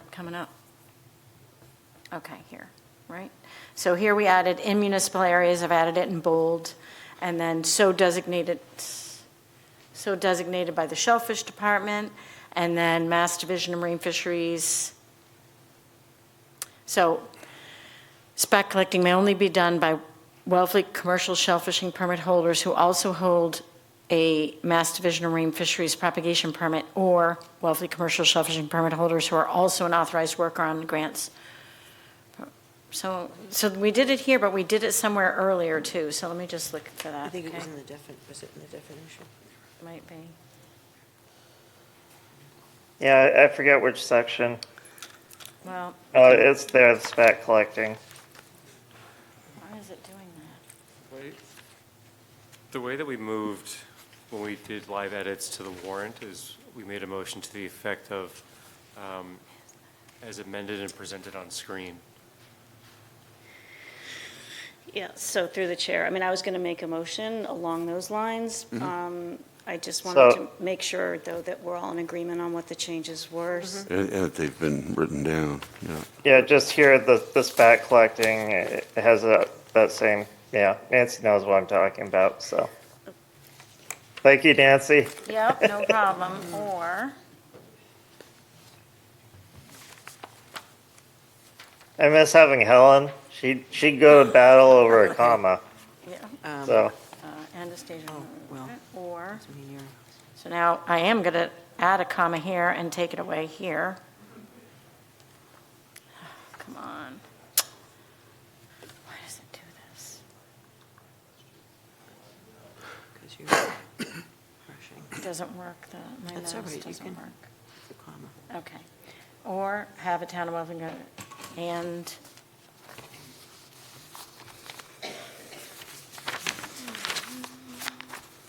be named as an authorized worker.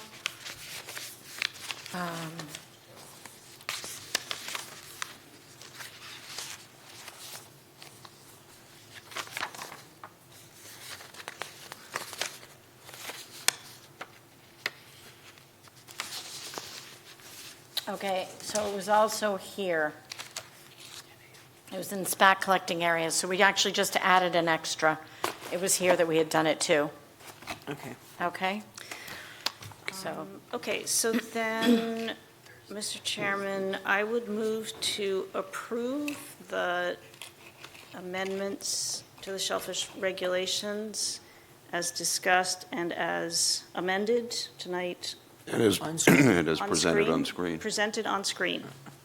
Not related to the floating. Sure, not related pilot. to floating gear, which we will discuss momentarily. Second. Roll call vote? Ryan, I just, if people are using bird deterrents, Nancy, in the future, just please monitor on the noise issue. So that's it. You'll hear about it. Okay, roll I call will hear vote? about it, that's for sure. Ryan, I. Barbara, aye. Sheila, aye. Josh, aye. John, aye. Regulations as amended with the exclusion of floating gear passes 5-0.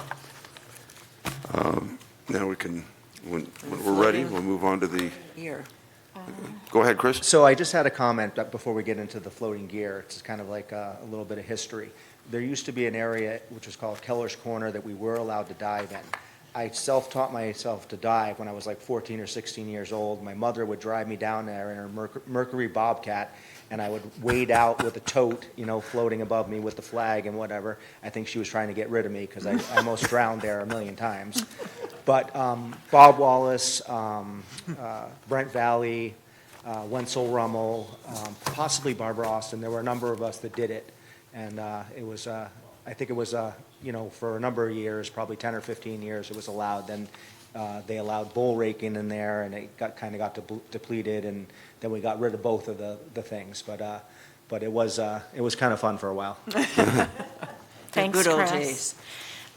Just if I could, through the chair to Rebecca, could you just tell me who made the motion and who seconded for the gear? Or who? Barbara made the motion. And who seconded? I think I did. Yeah, Sheila did. Thank you, sorry, I was involved. Sheila seconded. Okay, so I think, There's all the bird news. deterrent we kept, I think it was the floats and the rafts here. We did not do this one, am I right? Correct. That's correct. That's the only one. So why don't we go to the regs themselves, and then we can come back to that definition, because basically it's, it's in here. So we're looking at 7.19.7. Correct. 7.19.7. How do we want to do this? Because I don't think you want to hear me drone on and read it all. But we could certainly have it, it's up there for people to read. I guess, I think I made some notes.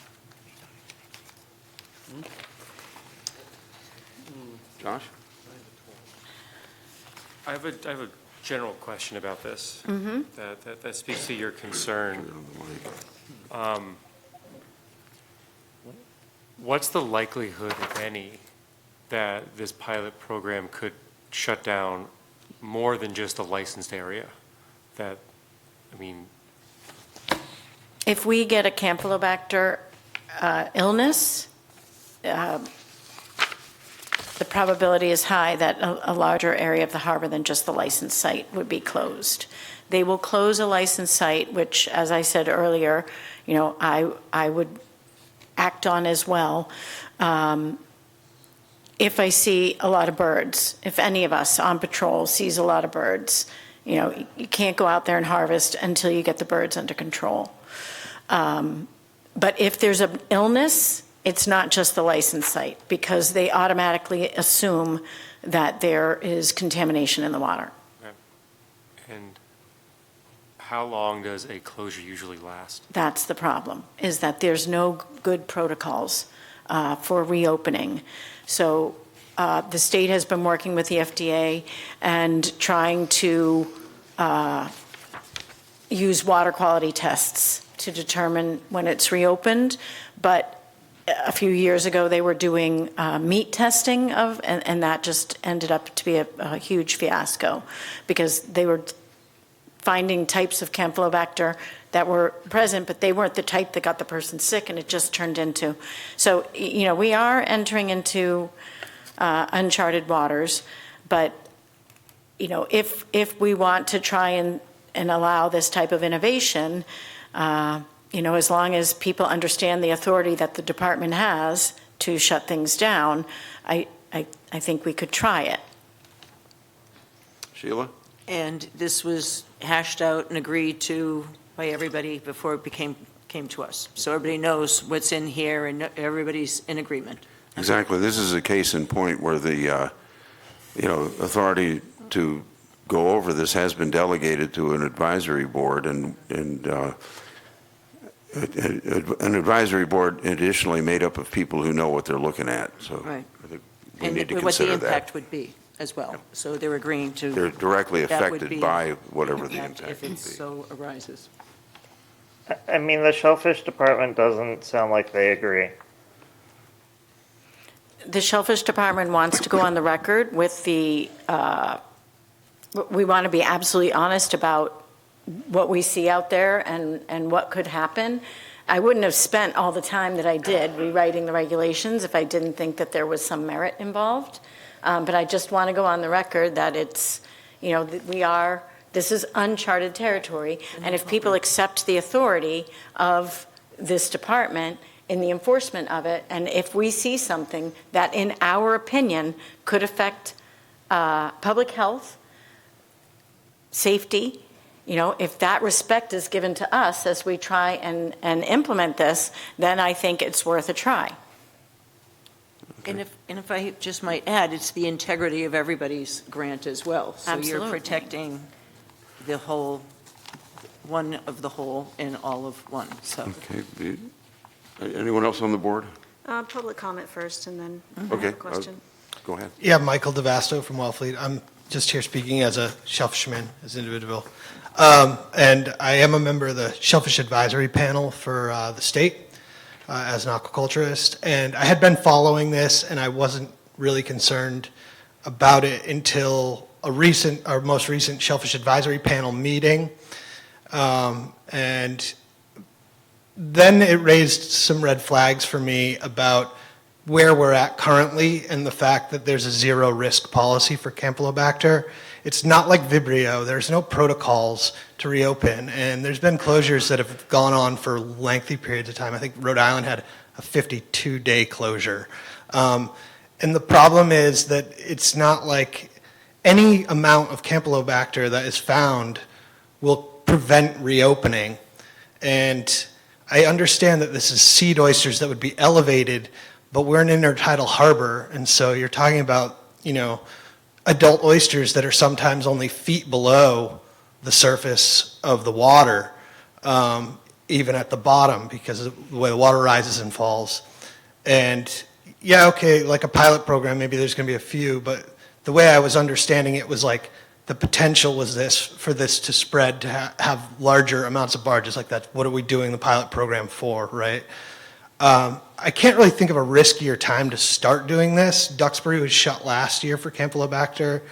And the issue is that, like, having zero tolerance and not having a reopening protocol like Vibrio does, we don't know. So we're introducing this, like, pretty large risk, because if they shut down one site due to bird visual, it's unclear to me.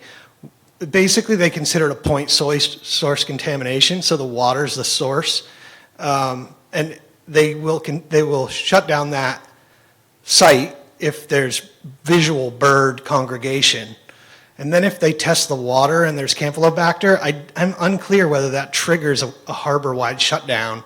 And it's because it's aquaculture, right? Like, we all know there's boats out there, but we're also a harbor where people moor boats all over the harbor. And to me, it's raising like major red flags. Like, what is the point of doing this? We're already an intertidal harbor. Seed grows pretty fast. Do we really want to introduce this risk of like closure that, honestly, I had not really understood the complexity of reopening when there is a closure under this. And maybe that will change, and hopefully it will, because it seems pretty crazy right now, the fact that like any amount of bird defecation is unacceptable as far as reopening. And that I think scares me as a harvester. The idea of having a lengthy shutdown in the middle of the season, I don't think it's worth it. I just, and I've sort of thought like, maybe we should have floating gear in Wellfleet in the past, and maybe we should in the future too. But right now, going to that advisory board meeting and hearing Alex Biori's presentation about the Campylobacter and the other towns that have had closures throughout the state and how it's increasing and the monitors increasing and the testing for illnesses is increasing.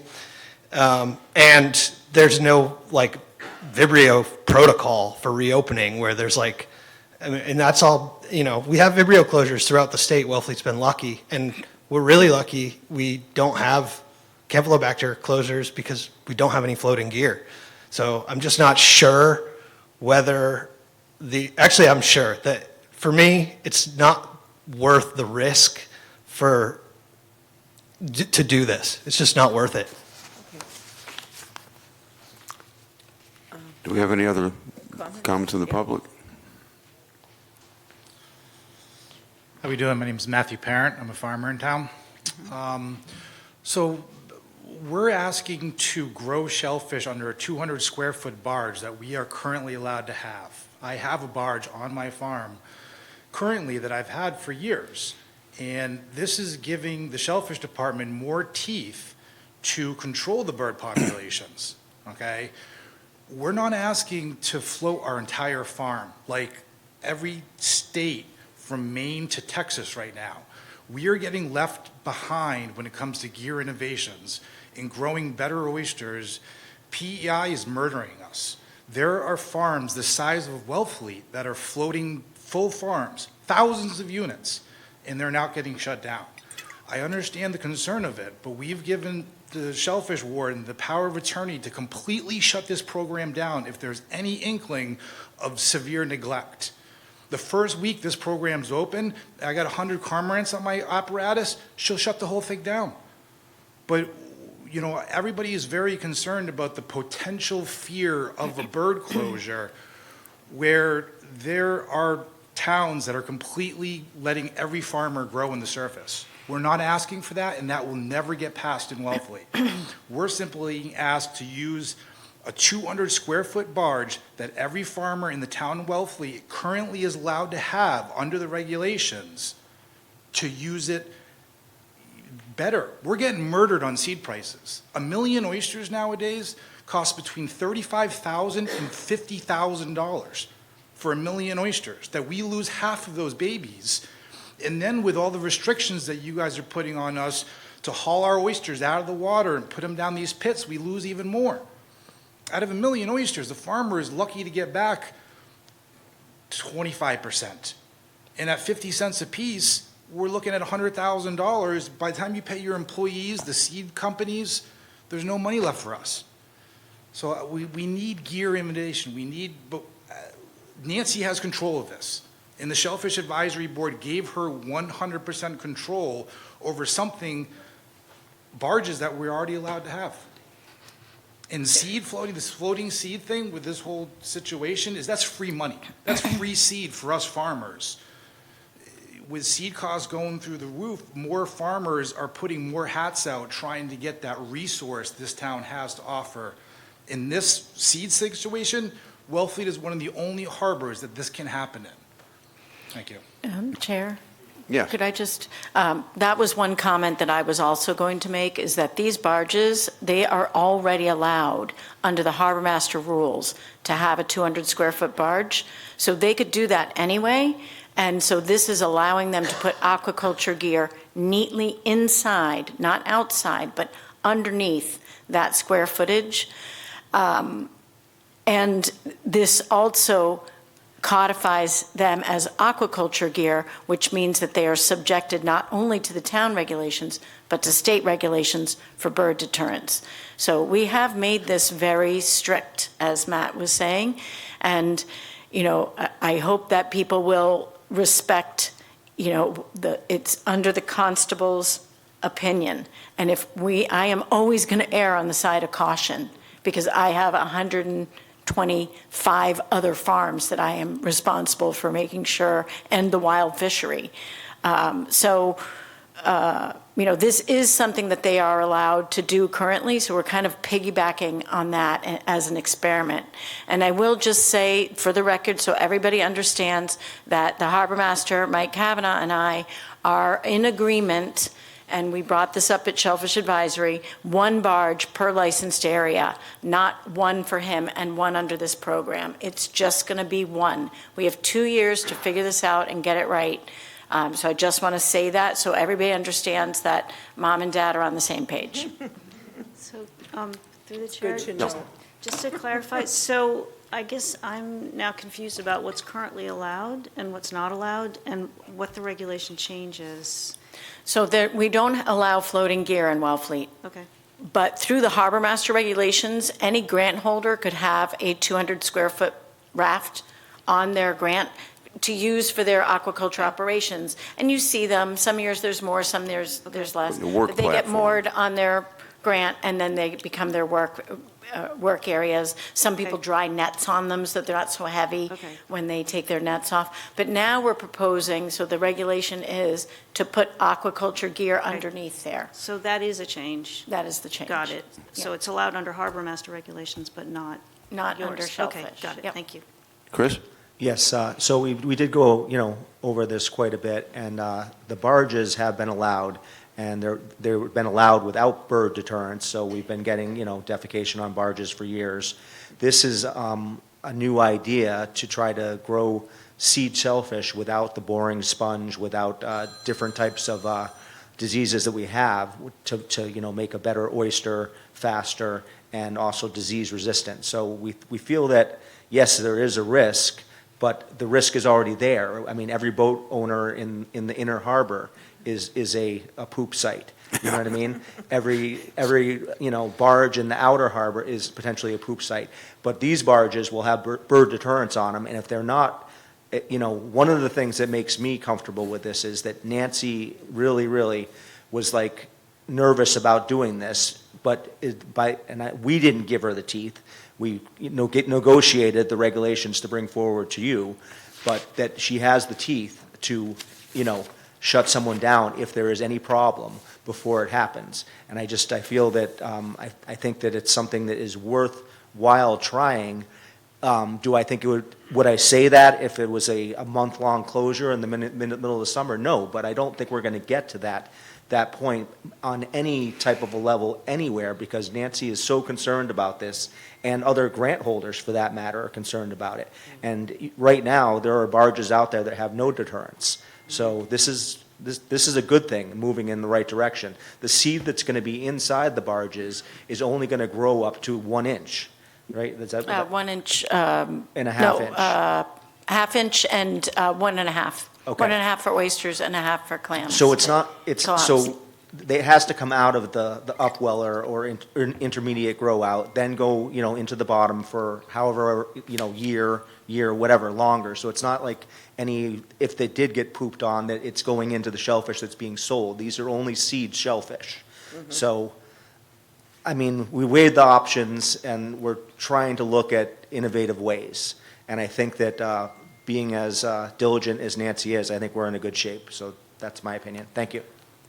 Thank you, Chris. This is where your diligence is. Anyone else on the board have any questions? Barbara? Thank you. So your memo said that the state urged an abundance of caution in allowing floating gear. Did they give any specific advice about conditions or suggestions? They just, so I think I said in my memo, this went both to the Division of Marine Fisheries and to Town Council for feedback, and what you see is approved by both. What they want is not to see birds. That's the only real advice that they gave. And so abundance of caution doesn't mean don't do it. It just says. Means Okay. what it says. And then second question, have other towns that have allowed floating gear had to shut down for the reasons that have been discussed? Well, say that again? Have other towns that do allow floating gear been shut down? Have they been shut down because of Campylobacteria or other? Yes. They have? Yes. And Yep. Yarmouth, and I think Barnstable, and I forget, there might be one other town. And- Definitely Yarmouth dealt with it, and that's where the whole testing, maybe And- somebody else can remember, sorry, I got too many And things in then, my do you head. know how long the closures were, roughly? They were long. Okay, They were, thank you. yeah, 40 days. So the floating gear that were in these towns was floating gear that was on the surface, and that is like floating like bags and cages and stuff like that. This is different. This is underneath of a barge, and it's gonna have bird deterrents that are gonna keep the birds off the barge. So just so you know, the floating gear that got shut down in these towns, it was because the birds could just land right on top of the bag and poop in it. So, I mean, that's what was happening. So this is something different, just to clarify. And if I may, so that's kind of the way, like I've always envisioned these rafts being of wood, but they're not. They're not necessarily. And so they can be just floating gear banded together to make a float. And I don't, I don't know how much it's going to, the defecation's going to go into the water one way or another. The important thing is that if there's a congregation of birds, and it might not even be 100, it might be 15, that might be enough for me to say, you have to do something. It doesn't have to be severe neglect. It can be the fact that these birds are smart, and we need to make sure that you're on it every day, that you're out there. The best bird deterrent is a human presence. So there was at the fall Shellfish Advisory Panel meeting that the state held. That's I think it was people from Duxbury did an experiment, or maybe it was Cape Cod Oyster. Sorry, did an experiment, and that was the best deterrent was human presence. So anyway, I lost my train of thought, but Okay. Go ahead, Matt. Matthew Perrin again. Oh, and then after that, I'll call you, Ryan. All right. I also wanted to clarify, too, that a lot of these other towns, Duxbury, Barnstable, it wasn't because of aquaculture farms that had too many birds. It was the presence of birds. And without the regulation of birds, like we have a problem in Chipman's Cove, with all the moorings and all the boats in Chipman's Cove.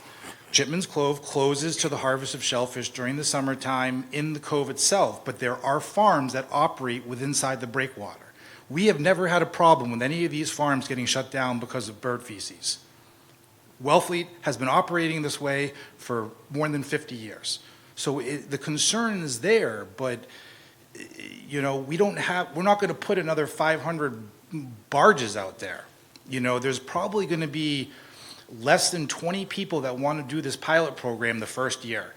And as I said with Nancy, having the teeth to be able to shut it down. But it's not because other farms, they had barges and those birds were on the barges and they got shut down. It was hundreds and hundreds of recreational boats on moorings with no bird deterrents and nobody watching over those. We should have the Shellfish Department or the Marine Advisory Board Committee, somebody watching all the boats on moorings. Because if the recreational people that bring boats into this town and put them on moorings, it could be just as much their fault as ours for this bird problem to happen in the future.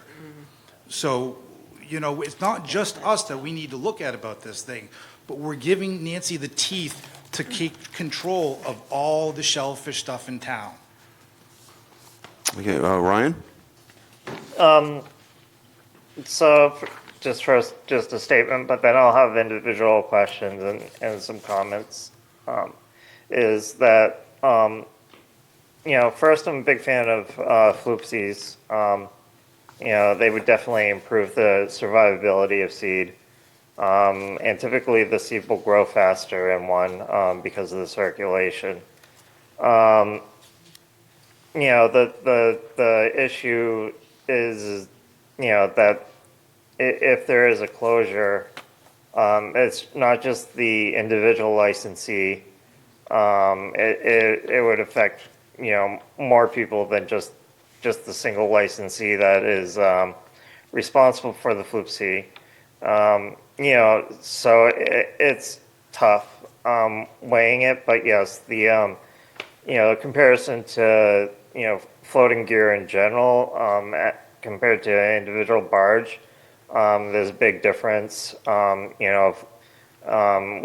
probably everybody's seen floating cages and the lines of them and how little there is to prevent birds from landing on them. But then, I'm prepared to go whichever way the board wants to. So I'm very lukewarm, but I'm also I like Floopsies. But then I have some individual questions on it. I think it would be considered a piece of aquaculture equipment and not a vessel. I'd have to look at the size limitations that would qualify something as a vessel per DMF. I know they've modified their language recently, but if you have more than 10 vessels in a given area, then it is closed. That's why Chipman's Cove is closed during the summer. But I just have some other individual ones, and that's Could we first. Through the chair, would we be able to do them one at a time so I don't lose track? Yeah, Sure. May I, Ryan, may I just respond to what you just said? So Chipman's is closed in the summer because it's a management closure, not a water quality closure. So the town manages that because it's our spawning sanctuary, if you will. It's where most of the spat gathers. So but then a vessel has a motor or an engine. Okay. And these are not. So as part of this program, you actually have to show that you have a boat that can take it out there for you. So a vessel means that, if I'm not mistaken, somebody in the room that knows more than me, but I think a vessel means that you have an engine, and these are rafts and boats, and they do not. I believe you're right. Okay. So, but then, we have grants of a variety of different sizes. Do we want to specify, a minimum size that's allowed to have one of these on it? And also, do we want to try to specify a certain amount of distance that they might need to keep from the surrounding grants? We are in a title, so the barge really needs to stay on the site of the license and not affect the areas around it just by the motion of water and it coming up and down from the tide. Okay, through the chair. So we did not, because it's a pilot program, we have not limited the size of the grant that could do this. I'm pretty sure it can fit on any size grant that we have in Wellfleet.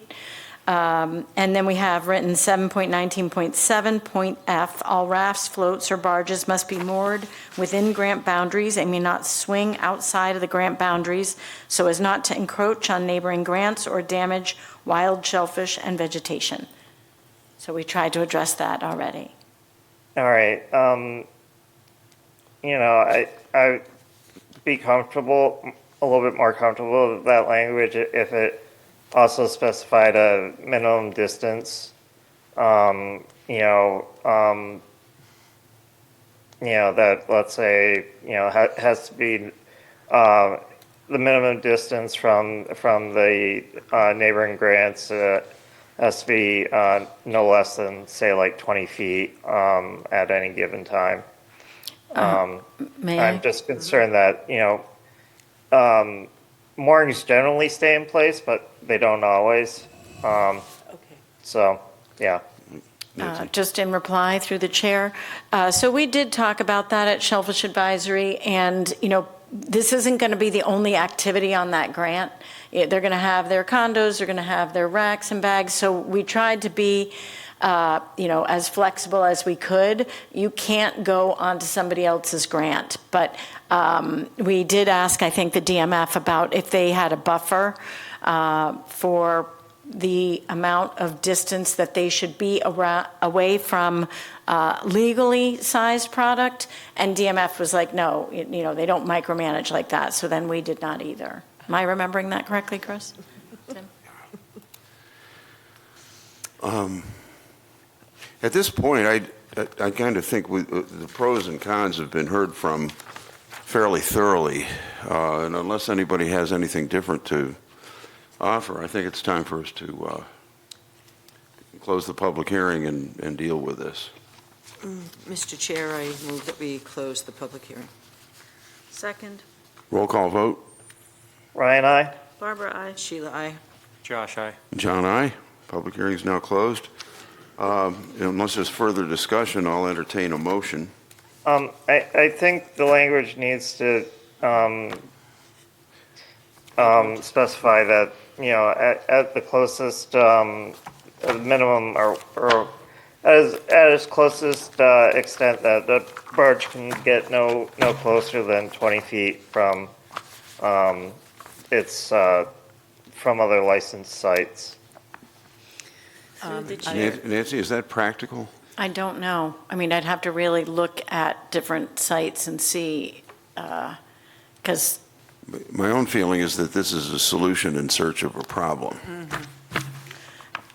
one of the things that the Shellfish Department has contemplated, and I think we've talked to Mike about it as well, just, we might need to ask, and this is not a Shellfish Department jurisdiction, it's absolutely in the harbor masters, but he might require 2 moorings instead of 1 to make sure that it is stable and in place.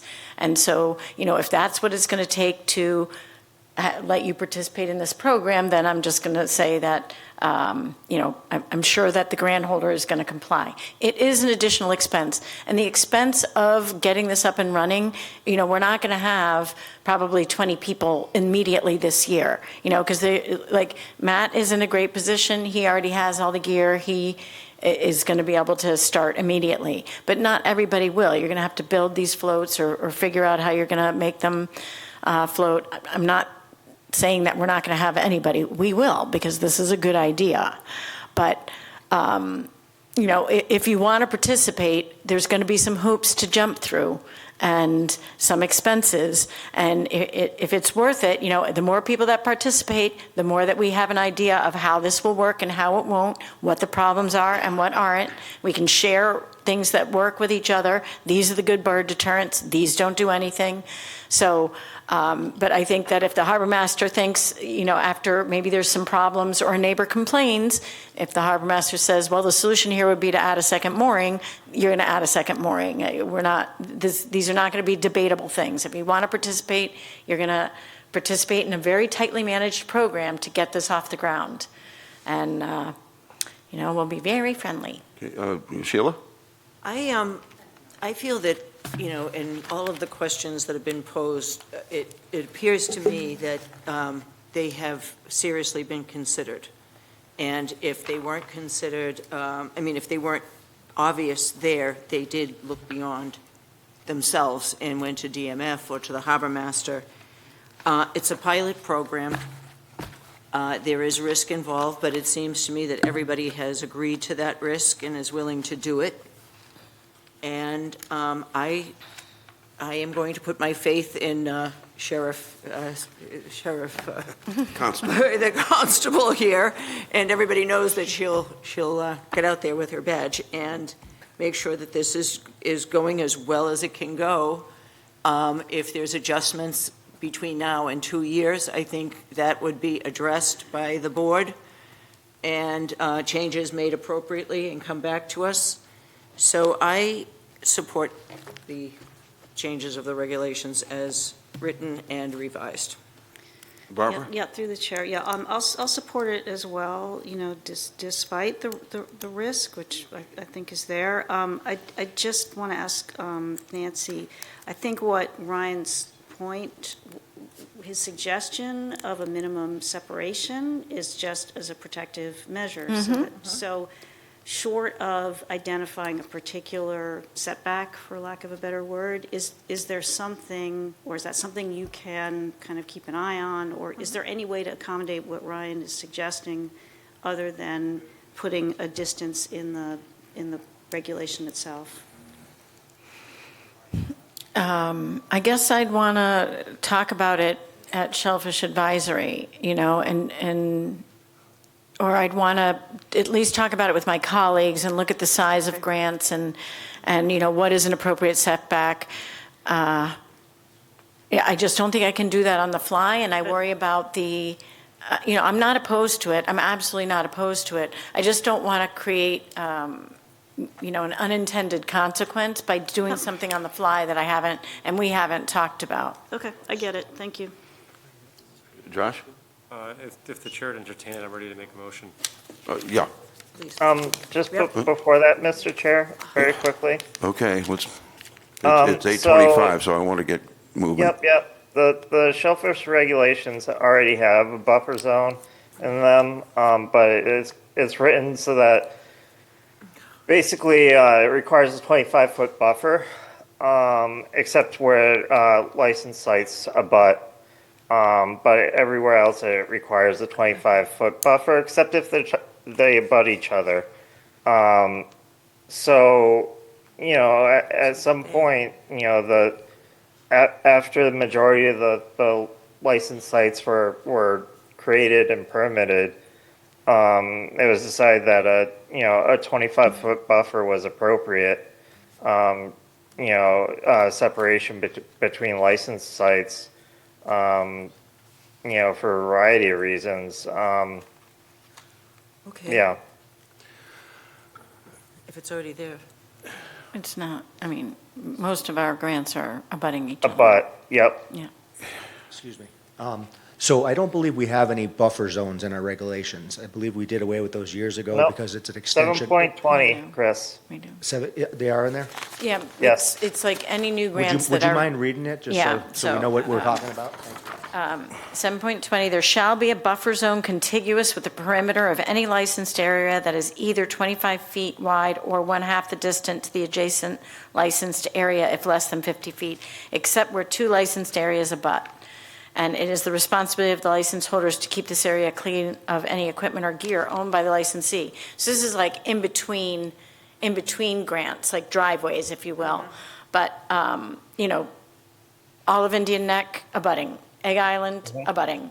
I think it's Lieutenant pretty Island, clear. Abutting. It's abutting everywhere. There's like a few grants that have been created. So I'm not saying this, like, I understand where you're coming from, Ryan, and I'm more than happy to kind of look practically at what would make sense in terms of a distance from another grant holder. And I think that grant holders would probably appreciate that, but it's not something that I feel like I can do on the fly.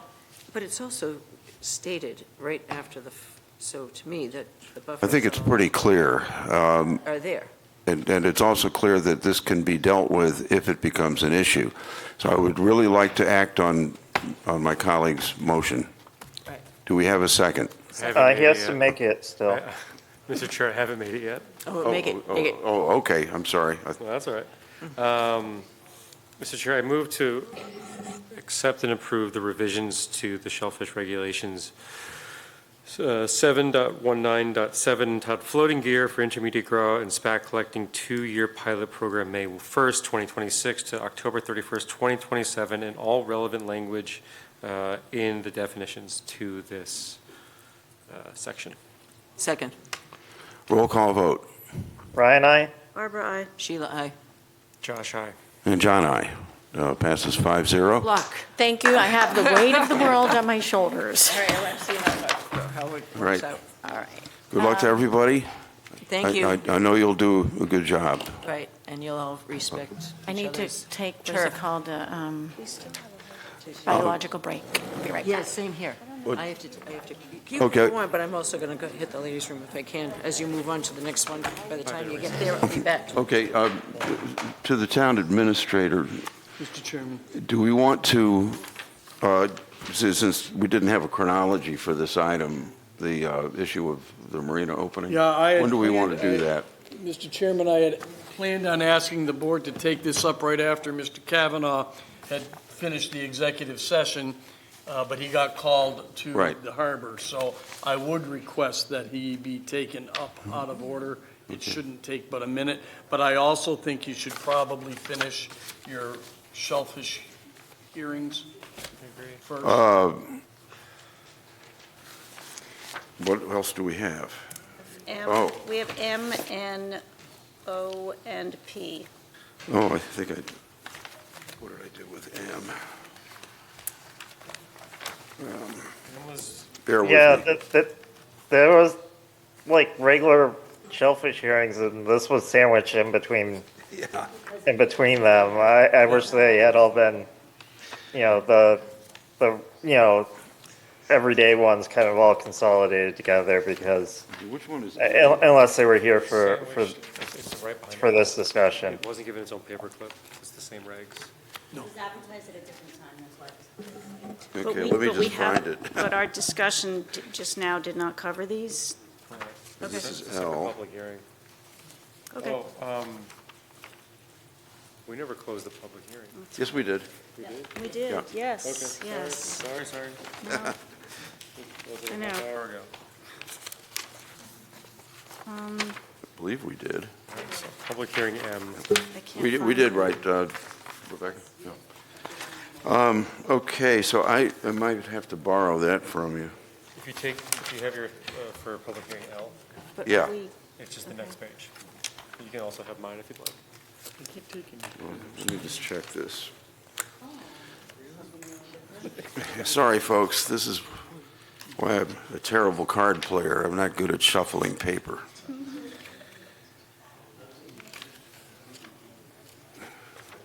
I've lost. It's just the next page.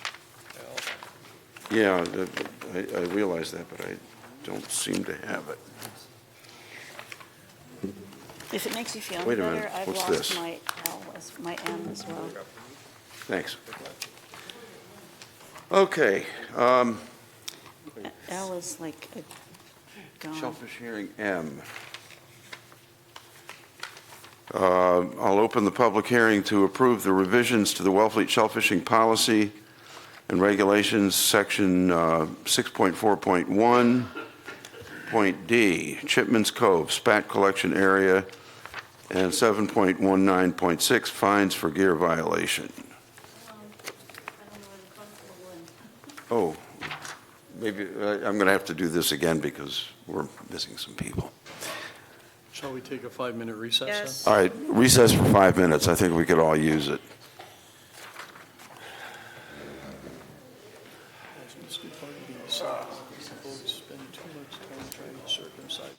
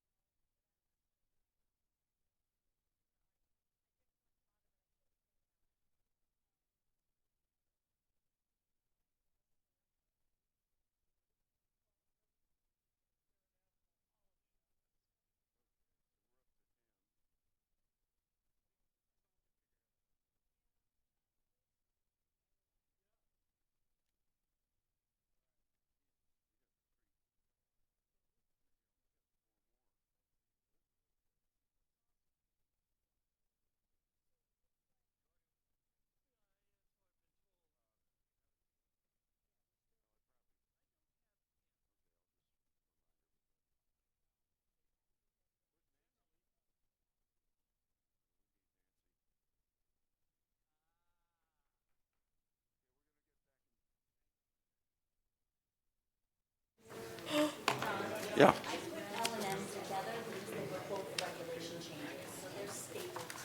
Oh. Well, in my case, it wasn't, but, In case it's not either. but that's all right. If this is the worst thing that happens to me this month, I'm grateful. Okay, so we actually did open the public hearing on item M, but just to reiterate, this is to approve revisions to the Wellfleet shellfishing policy and regulations, sections 6.4.1.d, Shipman's Cove, spat collection area, and 7.19.6, fines for gear violation. Nancy? Let's see. I think, didn't we just do all that? They didn't do M. Hold on. We didn't do item M, which is, It's, yeah, I did one memo for all of it. Oh. So 7.15, the fines for gear violation, we made no changes. oh, okay. We made no changes. Yeah, it was all part of, we just did the whole thing. Right. Yeah. Oh, all right. Yep. But wait, can we So start now we with can go- 6.4.1 Chipman's Cove? So so this is just procedural. We discussed this, and we thought we approved it at the last public hearing. We just need to reaffirm it during this public hearing. Okay, gotcha. So- Yep. So this was all discussed, and this was, so. Yes, it was. Yep. um, Sorry for the confusion, but we No, did no, not. no, you're fine. You're fine, you're fine. So what action do we need to take? Need to I revote M. Well, I suppose we need to ask if there's any public comment. Then we Yeah. need to close the public hearing, and then we need to vote again on this specific Okay, section. so does this need any explanation? We already did. We just did it. Okay, all right. Is there any question from the board? No. Any questions in the room? Seeing none, any questions online? Seeing none, I'll take a motion to close the hearing. So moved. Second. Roll call vote, Ryan, I. Barbara, aye. Sheila, aye. Josh, aye. and John, aye. Mr. Chair, I move to approve the revisions to the Wellfleet shellfishing policy and regulations, section 6.4.1.d, Chipman's Cove spat collection area. Second. Roll call vote, Ryan, I. Barbara, aye. Sorry, I seconded it. I'm like, Josh, aye. John, aye. Passes 5-0. Moving on to item N, to approve the renewal of shellfish grant licenses numbers 7311A and B, and number 751. Okay, so this is Chopper's grants inside the Indian Neck Breakwater, and we have been working diligently together to, he has a very challenging site. It's very muddy, and I would say that the accumulation of sand at the Indian Neck Breakwater has made water flow in there an issue. So he has had some significant gear problems, and he has been diligently working on them. And my first idea was, let's do a renewal for a year and give you the time to get it cleaned up. He really wanted to do the 10 years. Johnny and I went out there, we met with him, he gave us the lay of the land, he's making progress. So we agreed to do the 10 years, and we're gonna go back out there at the negative tides in May and just make sure that he's, there's one specific area that he's working very hard on right now that also borders another person's grant. So that is the first order, the first area that he wants to get squared away. And I did look at the negatives just now. May 20th, there's a minus 1.1 at 9:13. So that's about a month after our last visit, and probably would be good as a date for our next visit. Chopper? Amen. Great. Okay. Any questions on the board? Any questions in the room? Seeing none? I see none online. Take a motion. Or did you have something you wanted to? No, I Oh, okay. thought I was supposed to come up here when you do this stuff. Oh. All right. No, We appreciate you being here. Yeah. we do. I'll take a motion to close the hearing. So moved. Second. Roll call vote. Brian, I. Barbara, I. Sheila, aye. Josh, aye. John, aye. Hearing is closed, and I'll take a motion. Mr. Chair, I move to approve the renewal of shellfish grant licenses 731A and B and 751, consisting of approximately 90.96 acres and 0.47 acres and 1 acre respectively, inside Indian Neck Breakwater for 9 years, 11 months, and 29 days, beginning May 1st, 2026, and expiring April 30th, 2036. Okay, just by way of, did you second it? Yep. Okay, just want to correct the record, it's 7311A. Oh, excuse me, 70, I don't know if I got that. Thank you. Yep. All right, then a roll call vote. Brian, I. Barbara, I. Sheila, aye. Josh, aye. John, aye. Passes 5-0. I'll now open the public hearing on item O to approve the transfer of shellfish grant license number 852C, consisting of approximately .66 acres on Field Point from Bradford Morse to Bradford Morse and Diane Brunt. This is a simple transfer, just adding Diane to the extension that Brad did on his own, but this way, she's on all the other grants, so. We can do that. adding her. Correct. Okay. Correct. I have no questions. Okay, anyone else? Anyone in the room? Anybody online? I don't see any. Brad, did you have? I had one concern about the term of the extension itself, that you had said in the letter that because of the state and the federal government and the Army Corps, that it had to be for 2 years. Is that correct? No, through the chair, if I can, it's the Town of Wellfleet Shellfishing Policy and Regulations, Section 7.8.3, Renewal of Aquaculture Licenses. The initial term for a new license shall be for 2 years.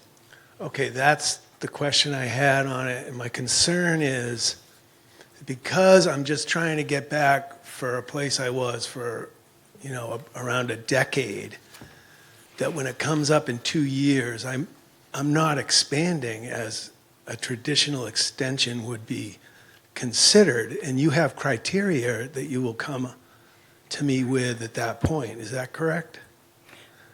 So after 2 years, it's automatically, if everything's going well out there, it'll be 5 years. But there's no regs for I have to expand. If I'm just doing the same amount of work that I have been the whole time, it should just be fine? Yeah, I mean, you're going to have gear out there, and it's going to be obvious that you're making minimum productivity. I don't see an issue. You guys have And that's never- the only thing to be concerned with, is the productivity? I mean, just, I'm trying to think of I've never had any problems out there with you guys, so. It's not discretionary, though? You couldn't just give me the 10 years for the whole thing? No, it's a regulation. It's a regulation. Even though there was extenuating circumstances in the whole thing? Yeah, you're not the only person in this type of a situation, and so, you have to treat everybody fairly. Okay. Yep. This is just what the regulations say. Diane might have something to add. I just would I think the town has the authority to renew it for 10 years. I know you are usually violently opposed to going against anything Nancy recommends, but you do have that authority. And I would just like to say, if you are going to only approve this for 2 years, or whatever the butchered part of that is, if you could please, as a board and as a shellfish warden, go on record, it's written in many places that part of the probationary 2 years for an extension is to show that you are using the extension by expanding, that you're spending money, you're buying gear, you're buying more seed. None of that is what we're doing. We're simply trying, after 5 years, to get back to the productive part of our grant that we were on for over a decade, until the warden said, you're in the wrong place, fill out this paper, it's no big deal. 5 years, thousands of dollars later, multiple this, we're finally getting it approved for 2 years. So we'll have to come back with another $175, pay for our ad, you'll have to come back, Nancy will have to come back, we'll have to go through all of this again in 2 years, and we will not meet those criteria. We will not have spent more money, we will not do more seed. So if that's what you're going to do, oh, sorry. If that's what you're going to do, I respectfully ask that the warden and this board say, you're not going to try to take our grant because we haven't spent additional money or grown in any way in 2 years. And then we'll pay the 175. I don't know what the purpose of the 2 years is if it's not that, but if you could just assure us, that would be awesome. So through the chair, so the way that we look at this minimum productivity thing is if you guys would now be licensed to, like, if I'm not, is it 3 acres, 852? Can I just do a point of clarification? We're not talking about minimum. Any day of the week, you can go out and get somebody for minimum productivity. We're talking about a new grant, has a 2-year thing to show that you are utilizing this new gift of a grant. It's not a minimum productivity. If I could answer? Okay. Sorry. Through the chair to them.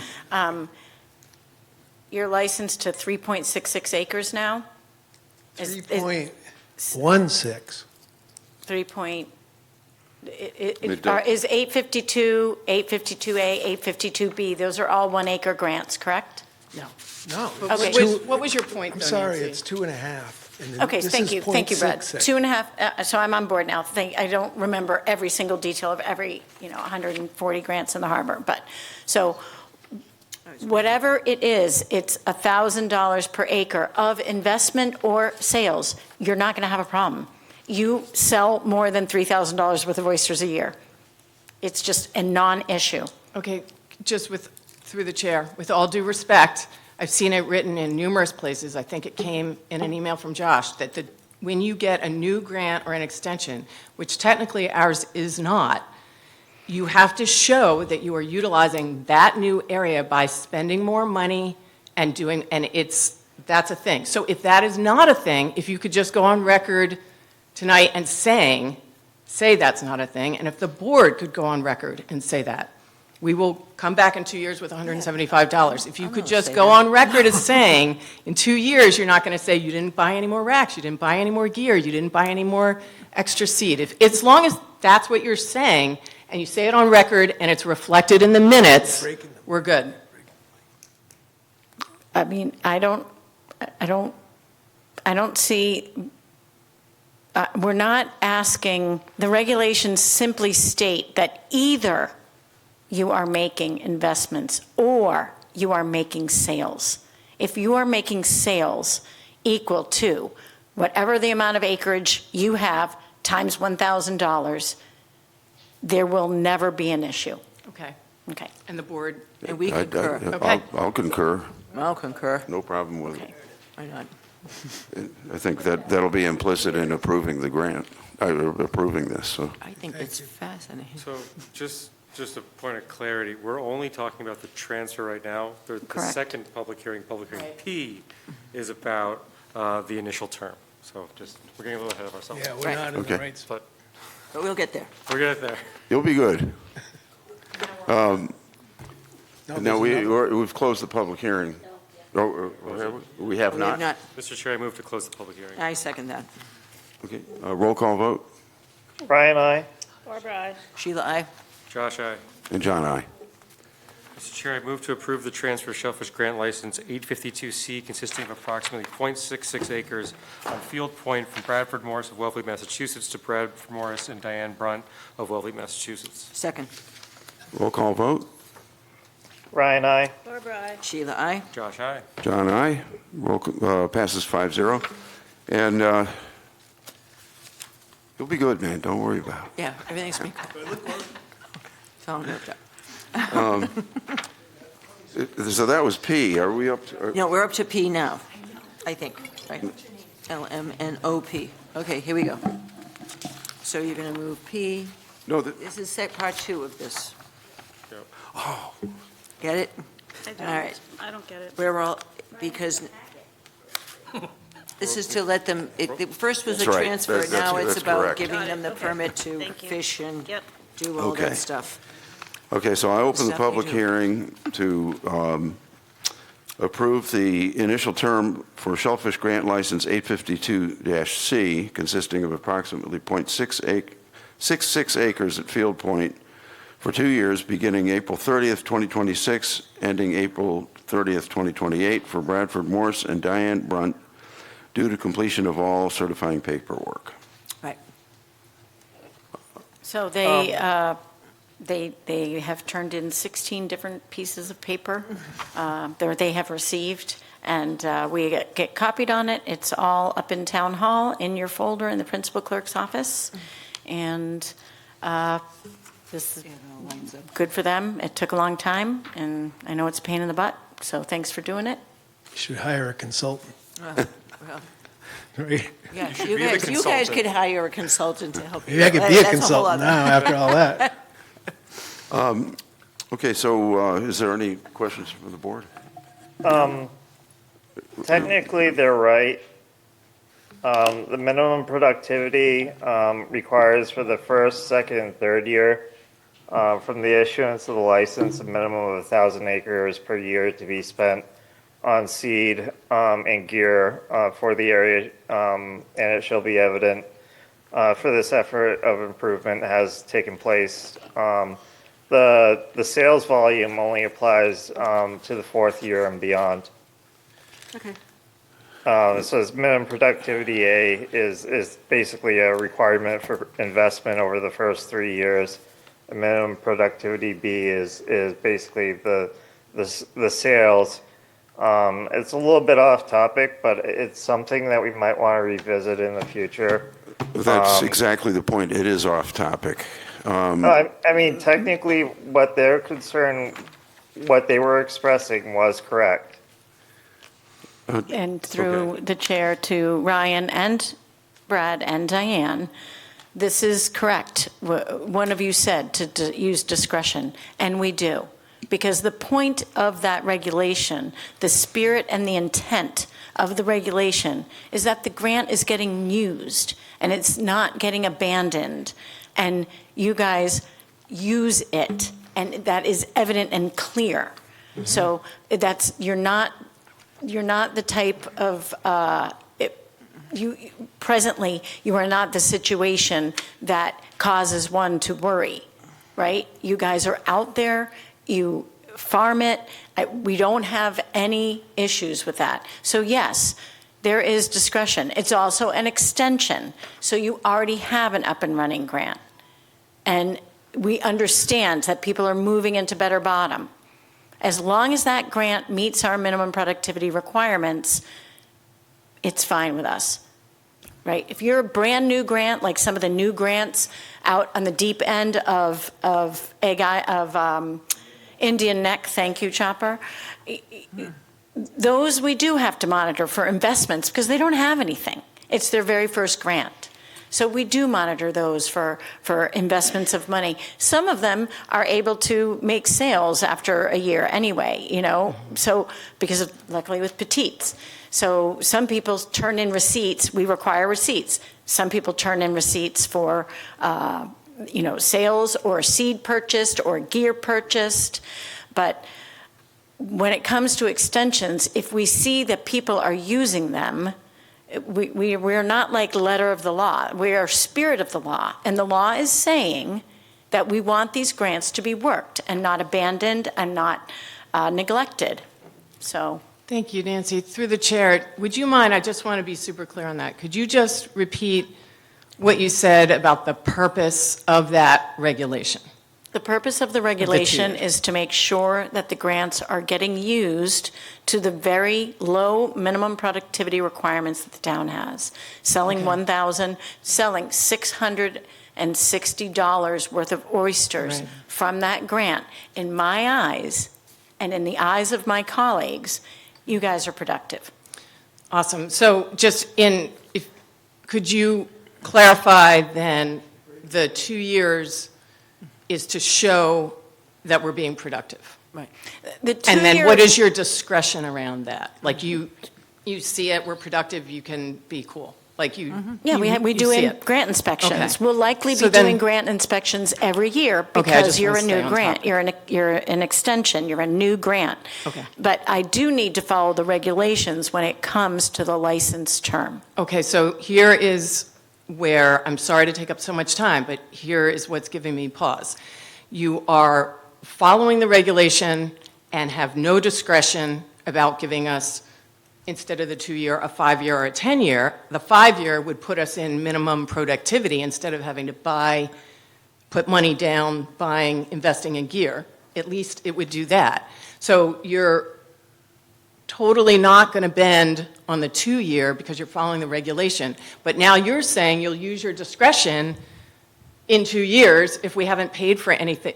Do you see what I get? You're Yeah, but following them you and are you're not correct. following them. You're using discretion when you want to and you're not. So I'm just asking, with all due respect to the board, to at least push it to the 5-year where the regulation says you just have to have minimum productivity. And for people that don't know on the board, Nancy can walk out any day of the week and tell someone you're not minimally productive. Like, that's something she has had to do.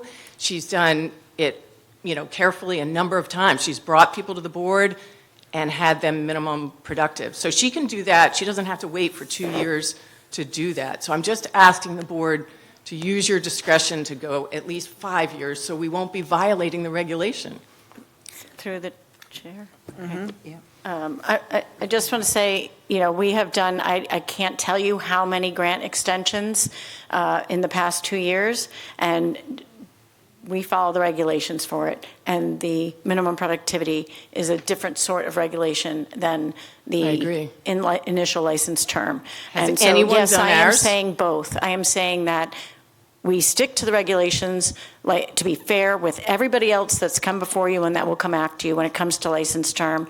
And when it comes to minimum productivity, it is the impression that the Shellfish Department gets by being out on the flats every day that tells us whether or not somebody Right. needs to be enforced upon. Right.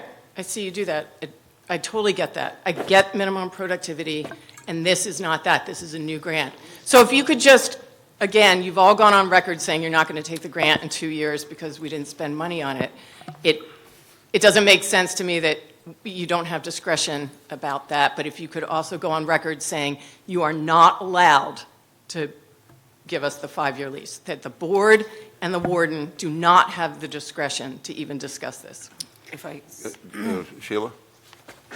so I think that Nancy's trying to follow the regulations as she would with anyone else, but you and your husband are not new. You have a history. It's on the record that you know what you're doing and that you're productive. So what she's saying is, even though I'm following the regulation, because she doesn't want to have to, once you start a crack that everybody wants to get in there, there's belief that you're not going to have any other impact other than renewing for 5 years and then 10 years. And we will concur.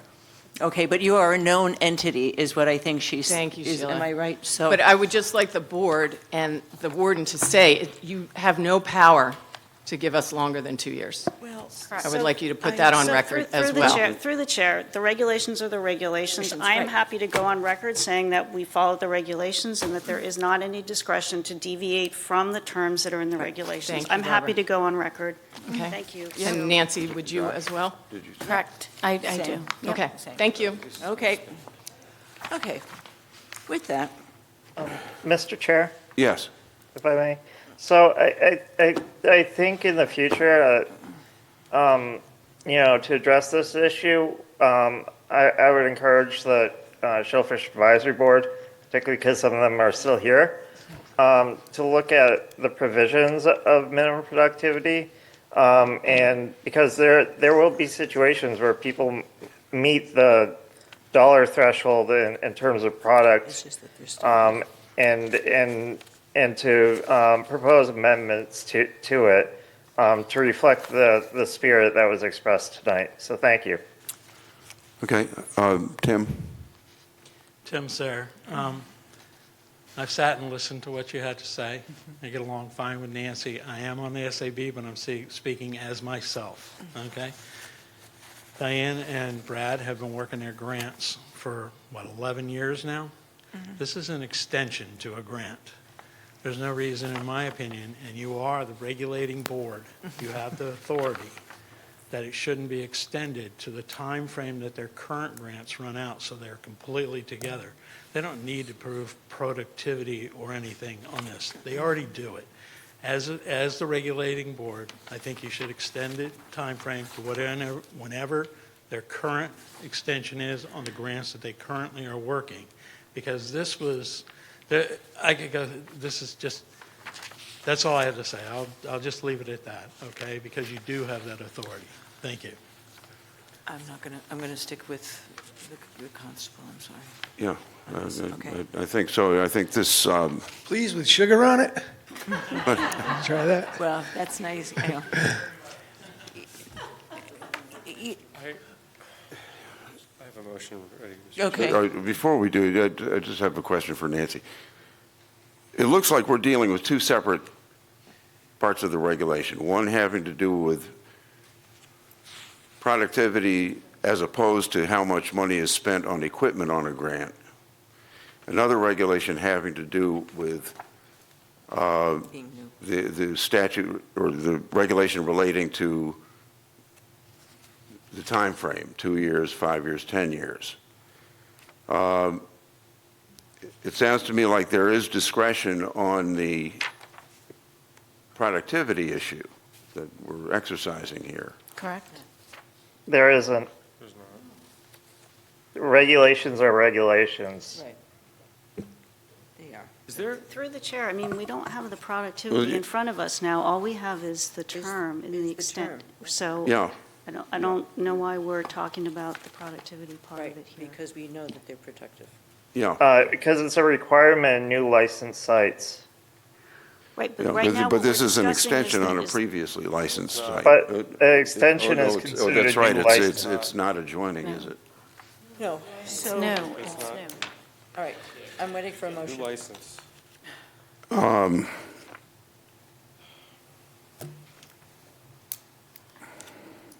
It's good, it's going to be okay.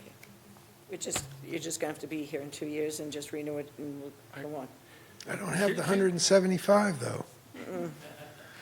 I already spent it on the last two hearings. One was in January, and I'm back here, another 175 tonight. This 2 has years, happened with another other grants. 175. This has happened with other grant extensions, hasn't it? Yes, every I single mean, one. it's just getting nickel and dime to death is what it really.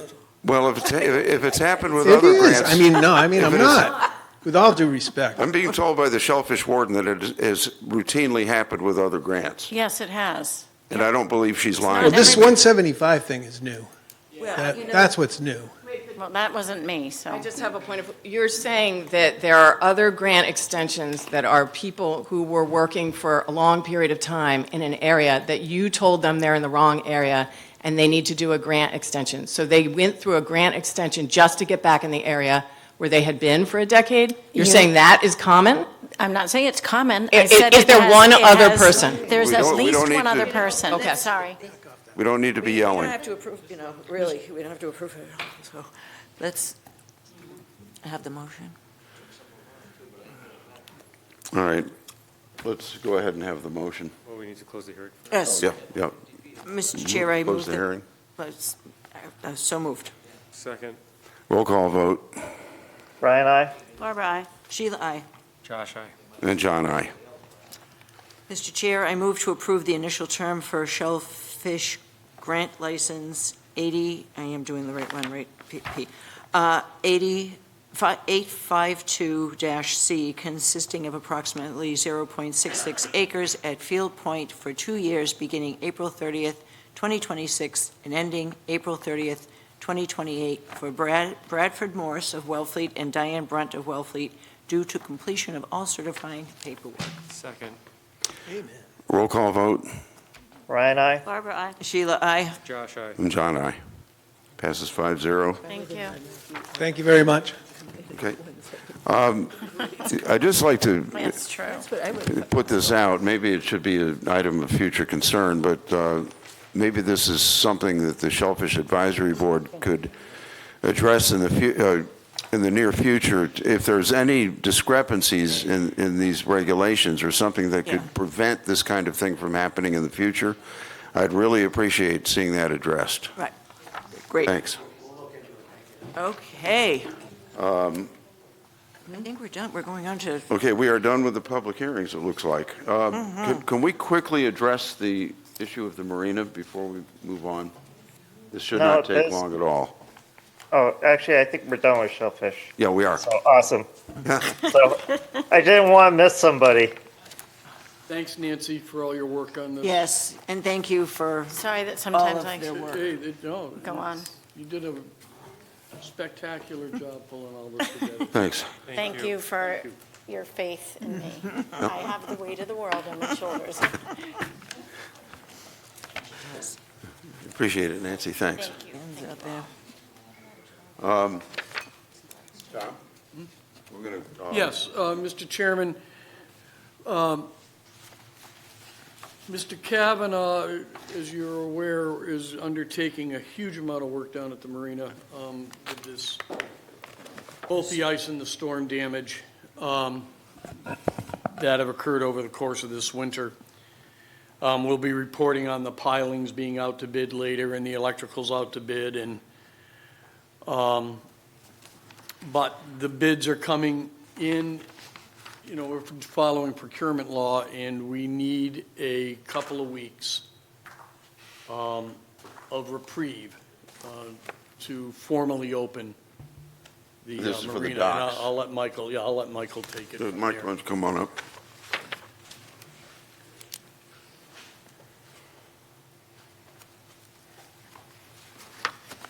Hello again.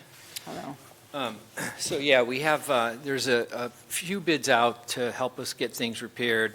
My biggest concern is the pilings. That one took a little while. We had engineer kind of delay in getting us stuff for the spec. So that one actually concludes, I believe, late this week. Thursday. And, you know, we have a much better chance of hitting a May 15th opening, being that it's so close, than a May 1st opening. I mean, it's not saying that we'll have them done for May 15th, but it gives us a little wiggle room to try to work with people to get people in. The other thing is we're trying to get all the docks in that we can, and then evaluate each basically each slip for support, piling support, because we may have to close some of those off. And that may take a little bit of time just to make sure that we're notifying the slip holder that there's not enough support and they're going to have to wait until we have the pilings done before they can come back. So, you know, on the 15th, are we going to be 100% open? I sure hope so. I think there's a better chance for that happening on the 15th than the 1st. But again, you know, we're up against so much. It buys us a little time. I'm not sure what the end result will be, but it gives us a little breathing room. And the fact that the procurement of the pilings is what's delaying the possibility of some of the slips opening. Correct. Yeah. So, just for the chairs and the public's knowledge, the bids for the pilings have gone swiftly since, you know, I did have another question, if I could ask, Mr. Chairman. A patron from the marina came to my office the other day and asked if it might be possible, and I don't know if it is or not, to perhaps open a third of the A area back there. Yeah, that's where there are some pilings that are okay. There's a lot of space in the middle of that dock going, you know, toward the podium or the stage. Yeah, But yeah. Coming back closer to the Pearl, it seems to be a little bit. All of the A section is in pretty good shape. Okay. It starts falling apart slowly at the B section towards the end. Yeah, think it's that's pretty where John is. I think it may break down a little bit. I know C, there's that huge gap where we're going to Yeah. have to tell people they just can't use it. So we could open limited on the first, those A-section slips, and that's what we were going to do if we don't push this forward. We'll open what we can, and then we're going to have to contact people and tell them, honestly, because we're not sure of the safety of B, C, D, and E, we would probably just open A for May 1st and then work on getting docs in and evaluating slips for the rest of them. And the other thing is, too, the entire F section, the entire outboard section, can't be put in with one pile at the end. So that's just not going to go in until we get piles. Through the chair, Yeah. once the piling contract is let, what's the turnaround time to get those in the ground? Once the piling contractor's what? Is let out, once it's awarded. So it depends on the contractor. I know there's someone local here who. You're right. There's a number of factors that are going to go Yeah. into how quickly those piles get put in. Through you, Mr. Chair. There's going to be a lead time on the piles. Yeah. Some contractors have a faster lead time than others. It's going to have to do with mobilization. We've also there's an add alternate in there to replace using a barge with helical type piles. So there are a number of different moving parts to this bid that will dictate how quickly the piles get put in. That being said, we all know that the priority on this bid is to get this work done as quickly as possible so we can get the marina up and running. And I would say, just publicly, Tom and John have been great. They understand what we're up against, and they've been super supportive and helpful, especially John, knowing all of his procurement stuff has been just stepping up to the challenge, and we appreciate it. Thank you, Michael. Mr. Chair, may I ask that. a question? So with all of this discussion, are we dealing with business D? Business No, A. business A. Business No, A. this is. No, business A is the D, climate yeah. action. So, This- We don't have any paperwork on okay, it. so we don't have, all right, Sorry about that. that's fine. I And I remember cleared hearing that that earlier, before we but put it I on the didn't agenda. It was cleared with council. didn't know where it Yeah. was. Fair enough. Where it fell. Fair enough. That got cleared with council. Just out of curiosity, has any thought been given in these bids to the sleeving those pilings for the winter, or is that going to be a separate issue? Separate bid. We talked about the sleeving. It's our understanding through the engineer is that the type of piles that we spec'd, the sleeving wouldn't be necessary. And I'm sorry, I don't know, this is an area way outside my Yeah, me wheelhouse, too. but we did talk about that. The engineer did look at that, and I think he drew up a spec that addressed the purpose of this sleeving without having to actually sleeve it, if that makes sense. To keep the ice away from there, Yes. okay. Okay. Other than that, any further questions? Was there a motion? We'll need a motion to. Yeah, I would recommend a motion to delay the opening of the marina till May 15th. For this year only. Right, So, Mr. Chair, I move that we officially move the opening day of the marina to May 15th of this year. Second. Roll call vote. Ryan, aye. Barbara, aye. Sheila, aye. Josh, aye. John, aye. Okay. Thank you, everyone. We're all Thanks, set. Michael, for hanging All out. right. Thanks to Tom and Thank John you. for all the hard work with it. Tell us about the fire. It was like a little smoldering patch. Okay, it was I got okay. I got the call from the police saying there's the El Pier's on fire. And I'm like, not again. How did it start? Huh? How did it start? Joe was looking at it. It's kind of hard to tell. It's in a weird spot. It's possible someone's exhaust was just up against the big like rail on the El Pier. You know, there's like a rail along the side. There's no electrical involvement. No electrical whatsoever. So Okay. we're not 100% sure. It is a Okay. little weird. All right, well, good. Haley's Comet. Yeah. Okay. Thank you. Thanks. Thank God it wasn't worse. All right, next on the agenda, Business A, the Climate Action Committee. Thank you for your patience. Yes. Come on up to the... Well, you learned, I know I learned a lot about the Mr. shellfish Chairman. now that I've read all the regulations.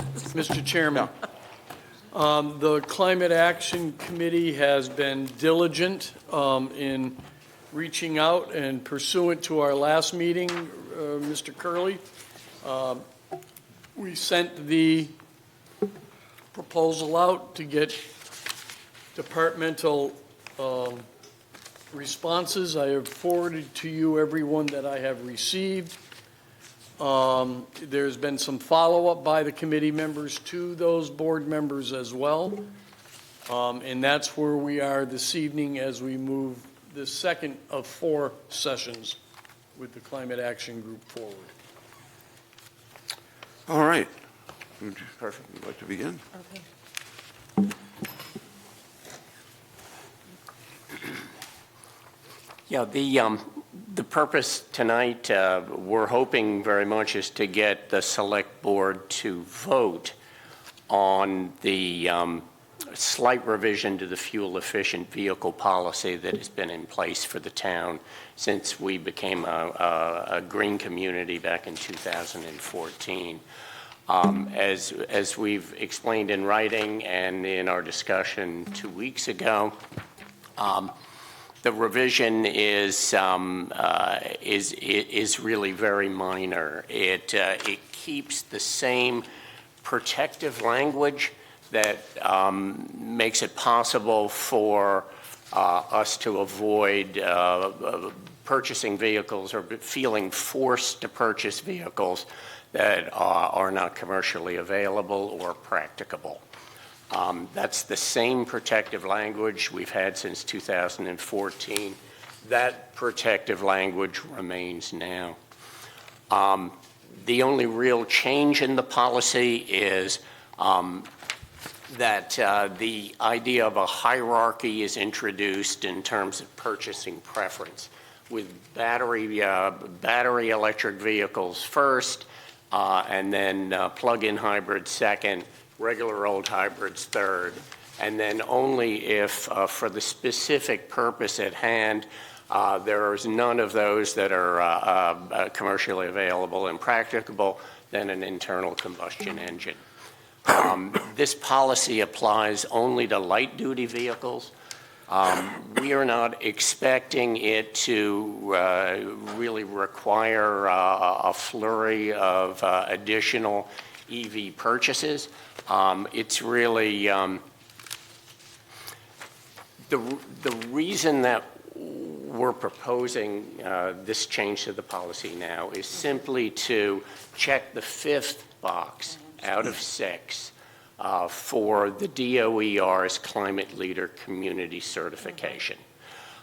This is a certification that we need to have in order to apply for significantly more generous grants. That we could use them for any number of purposes, but the committee, I believe, is envisioning us applying for and receiving $1 million grant that will allow us to further the process of decarbonization of major HVAC systems, to be determined exactly which ones those are and at what time we pull the trigger on that. The game plan for what those steps are in our journey from today until full decarbonization, carbon neutral status in 2050, that game plan is the 6th box that needs to be checked. We'll be back in 2 weeks to talk to you guys about that. That is the so-called decarbonization roadmap. A little longer A than 2 little longer? weeks. Oh, sorry about that. Give yourself some time. We will be back in May to talk about that. Again, the first discussion will be to introduce it and talk about it, and the second discussion towards the end of May will be to ask you to vote to approve it. Again, that decarbonization roadmap, it doesn't commit us to do anything, any particular thing. What it is an action plan to get from here to there. Through the chair, Yeah. I have a question, and I don't know the answer, so it's not a gotcha question, it's just a question. You know, when we have one or two vehicles that are hybrid or electric vehicles and they need repair, it's not a big deal for us to send them down to the company that we bought it from to have them repair that, because it takes a different type of training. My question is, within this Climate Leaders program, is there any technical assistance money that would help us train our mechanics to be able to better work on EVs? Not that they're going to happen today, okay? It's not going to happen today or tomorrow. But over time, if we adhere to this policy on the non-heavy duty or the lightweight vehicles, we'll probably have 10 or 12 over time. And that creates a burden for the mechanic, and I don't want to be sending it out for Toyota shop work, if you will. Right, sure. Pick on Toyota, but, at $130 an hour. So that would be something that would be helpful if the state. No, could no, see- I understand, Tom, and this is one of the issues that the Jay Norton has raised as we've Right, I know. conversed with him about this policy for, going on 2 years now. Repair capability, in-house repair capability, in my opinion, gets at practicability. If we are going to, as you say, if we are going to replace as much of our light-duty vehicle fleet as possible with EVs, we're going to have to be able to repair them. If we don't have that capability, I think it goes straight to practicability, which means a couple of things to me. One is we don't have to buy them if they're not practicable. But more constructively, I believe that developing the capability to repair these things in-house is just the sort of thing that the technical grant that we would be able to apply for. This is separate from that $1 million grant for HVAC. There's a $150,000 grant that we can apply for to hire technical assistance for us to figure out what big project we want to do and do a number of other things. $150,000 is a lot of money.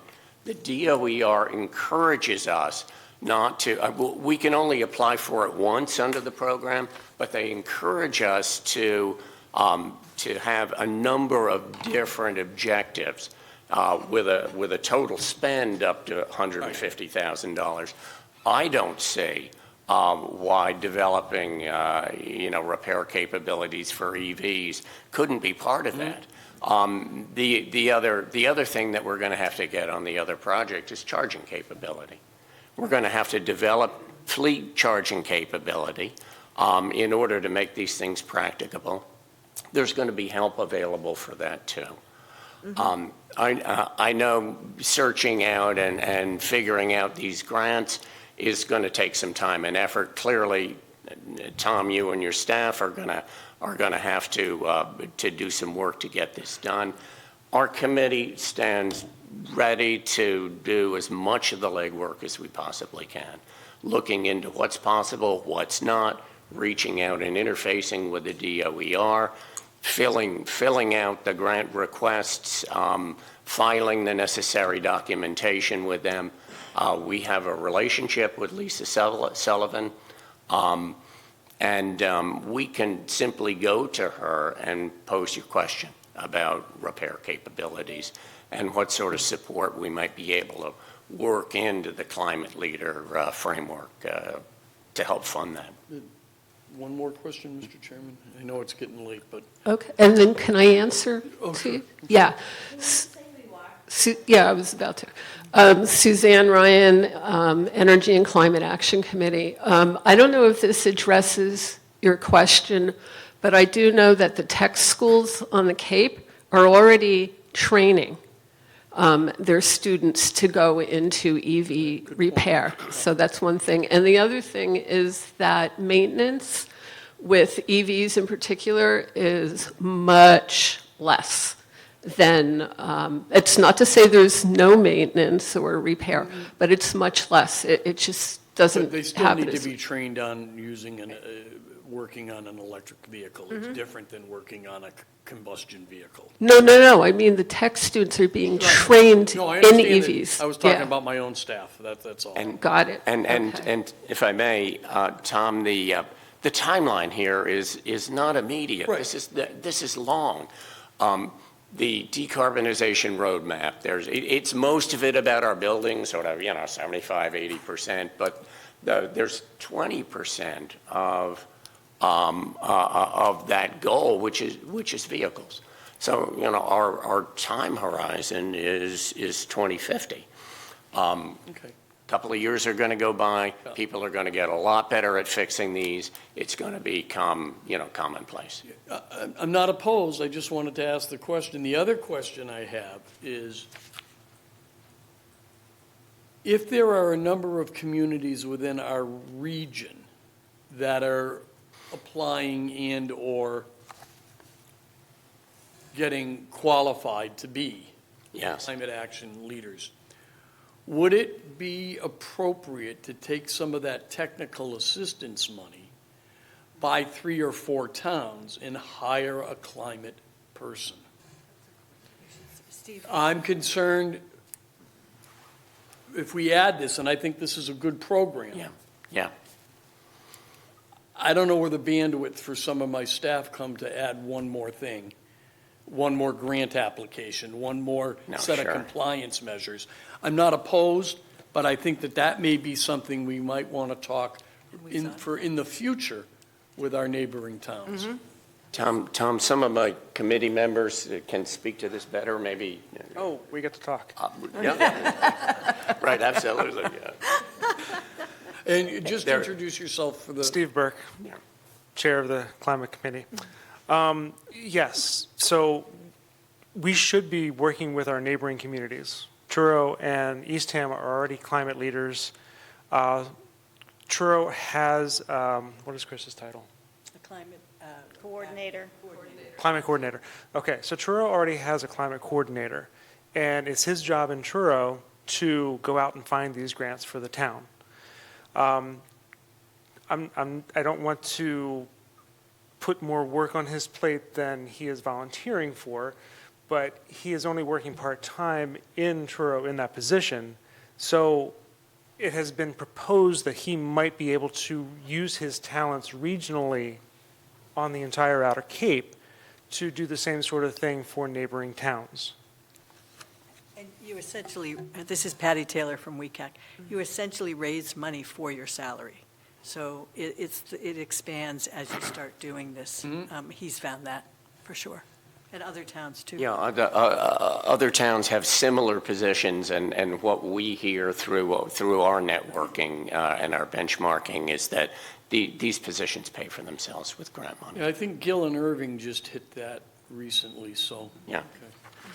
Okay. I recently met with my fellow Outer Cape Select Board chairs with a view towards setting up regular meetings to discuss shared services and things of that sort. I'm going to be given a report on it during Select Board reports, but getting back to this, I wonder if you could address, there's 6 points here that were raised by Jay Norton. And I wondered if you could just go down that list and briefly address those concerns. Can I just say one thing first? Of course.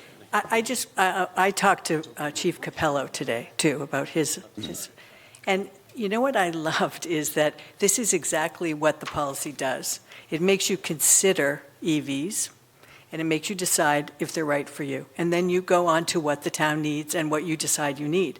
And that's really the whole policy. So actually, all these letters that we got, we said, that's what we should do. And that's all that we're asking that people do. And they have great things to think about that help us in what we can do to help, like charging stations and things like that.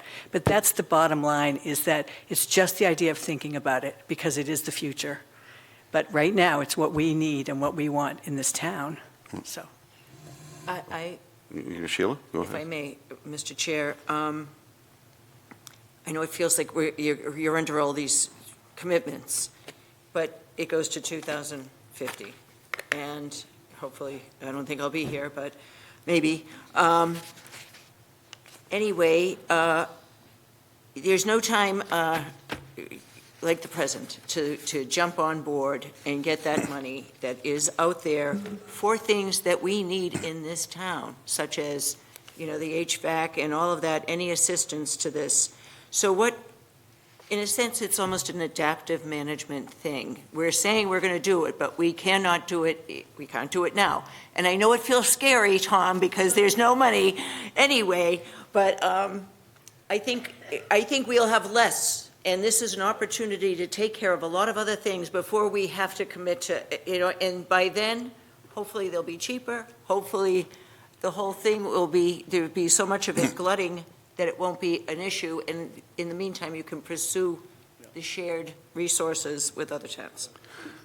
As time goes on, the technology evolves too, and some of the concerns that we currently see, such as the occasional propensity for fires and the heaviness of batteries and their questionable ecology, will change. We're already seeing that, the advent of solid-state batteries and so forth. I'm kind of following that with interest. Could I just follow up with the question, and then we can go to David? Idling for 5 minutes creates tremendous amounts of carbon in our area. I mean, there's statistics about idling. I'd like to see signs saying that. Everywhere I go, there's idling cars. And sometimes it's winter, so I can see people are looking at the ocean, but they want to be warm. I try to, but people need to be aware that idling in itself is worth 2 EV cars. And that's a low-hanging fruit that we could educate people on and put some signage around. Think about what you're doing as you're sitting there listening to your radio.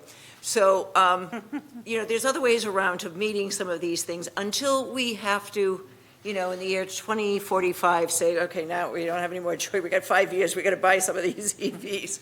Okay, so hopefully we'll all be in a better situation by then.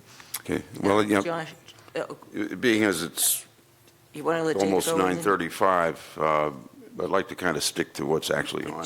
Josh had a comment. Josh, you had. Yeah, thank you. Policy on policies is interesting because it feels redundant, but it's important because then you get input from department heads that are actually going to have to implement policy. What I heard from everyone that responded is that electric vehicles are not practicable for anybody. Right now. Right now. Fine, right now. Right. And so I think it's important that a town implements policies it believes it can implement. And so I'm trying to understand, and I have a follow-up question for the town administrator that's going to piggyback off this. Who are electric vehicles practicable for in our municipality? Can I answer that? Please. Okay. There's a number of reasonable. The town's been working, at least I've been told, that all of our inspectors use their own vehicles, and that's unusual. We've been working on trying to get a fleet of electric vehicles, so there's 2 that the inspectors can take out. Now, we have 1 vehicle up there that we use, but that's a gas vehicle. I believe that the senior vans, the rec vans, can certainly, as they're in cycle, those are certainly vehicles that can be looked at, that they're not going to be involved with heavy, I don't want any DPW vehicle being an electric vehicle at this point. Okay, you're not even the pickups because of the weather and what they have to deal with. But we have probably 7 or 8 in the queue that we could do. And second question, I know this is veering off course, but it was brought up as in discussion, that the incentive from the state for us to adopt this policy so that we can adopt the final step Yes. is to get $1 million. And it's a competitive bid process. But I'm not aware of anything on the capital plan for us replacing any HVAC systems in the town, let's say in the next 3 years. And so my concern is that we're rushing into a policy that doesn't seem to be practicable at the moment to get money that we don't need to spend at the moment. And one thing that I have learned over the last year being on this board is that grants aren't free. Grants are like coupons. You still wind up spending a lot of money. And so I'm not seeing, as you've put this is a checkbox, and I respectfully disagree with that. I think if the town is going to implement a policy, it needs to have its full weight behind a policy. I'm not seeing how this is a practicable policy to implement at the moment. The only HVAC that I know that has to be done is down at Gestalt. We've got money in the capital plan, I think $68,000 for that. The elementary school, over time, in their capital, they're going to have to redo pretty much everything in there. So I don't know if this is the year to do but I don't see any other years being better or worse. But I guess the question is, this is a limited sum of money, grant money that we can receive. And it's competitive, which means that it's eventually going to be depleted. In order to apply for a grant, you have to have a plan in place to then deploy it. And it's usually within a year term, sometimes 2 years, et cetera. So I'm trying to understand this $1 million that we could get if we go through this full process. What are we going to use that for, and how much is that going to cost the town to use it? Well, I would say that's up to the town, and so, you're one of the spokespeople for the town, but what you would do is you look at all your buildings, you think, what needs repair, what needs to be changed, could we put solar somewhere to save, electricity, the different things, you'd look at it, and that's what the technical assistance grant would help with. And then what you're doing is, you're doing things that the town needs, you're doing it decarb, but you're raising the money to help the town because you can raise the money. So it wouldn't be, no one is going to try to do anything that the town people decide, the town officials and the select board. No, That has to be it. I right? totally appreciate that. I'm just trying to understand if the goal is to become a climate leader so that we can be eligible for this grant funding that is limited. What is the plan to deploy that grant, and how much is it actually going to cost the town? Is it going to be fully funded by the grant, or is it going to be a portion of the cost of the project necessary? And so I'm trying to fully understand. There's a match, Josh, of 10% that the town would have to come up with on this grant.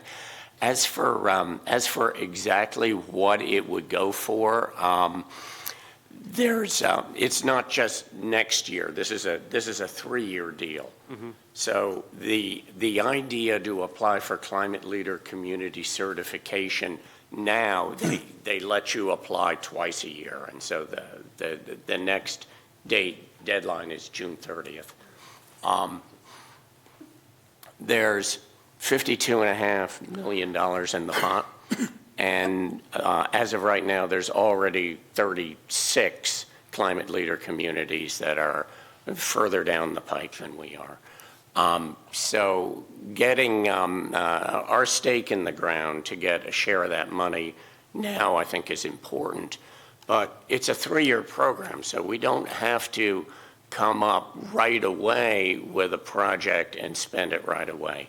What we do have to come up with is a game plan for what needs to be done in this town and what makes sense to do first and in what order. And that's what this decarbonization roadmap is all about. It's an action plan for doing just what you're talking about, to figure out what we can spend now, what it makes sense for us to spend, and if it doesn't make sense, we don't have to do it. I have one suggestion. Based on the time I spent at the school with the principal and technicians from E.F. Winslow on the somewhat antiquated oil-fired heating system they have there, I discussed with the principal the idea of classroom by classroom going with mini splits with a goal towards solarizing the building. Of course, that would involve backup generators because you can't let the building freeze if there's 4 days without power. 4 days without power.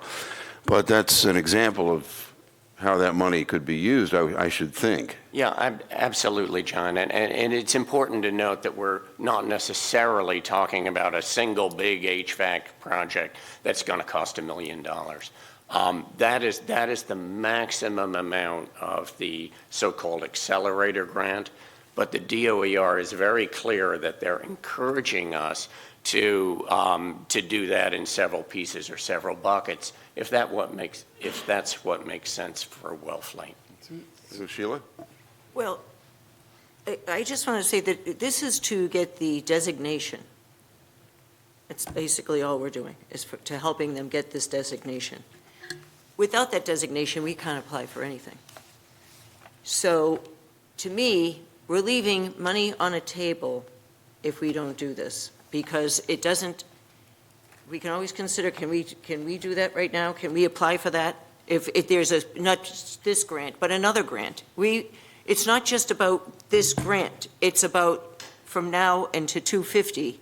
So what we're doing is excluding ourselves from opportunities if we don't get the designation. Then we can see what opportunities are in front of us, how they will go, and that's how I read this. And I've been in this town for 23 years voting. I've seen these opportunities go.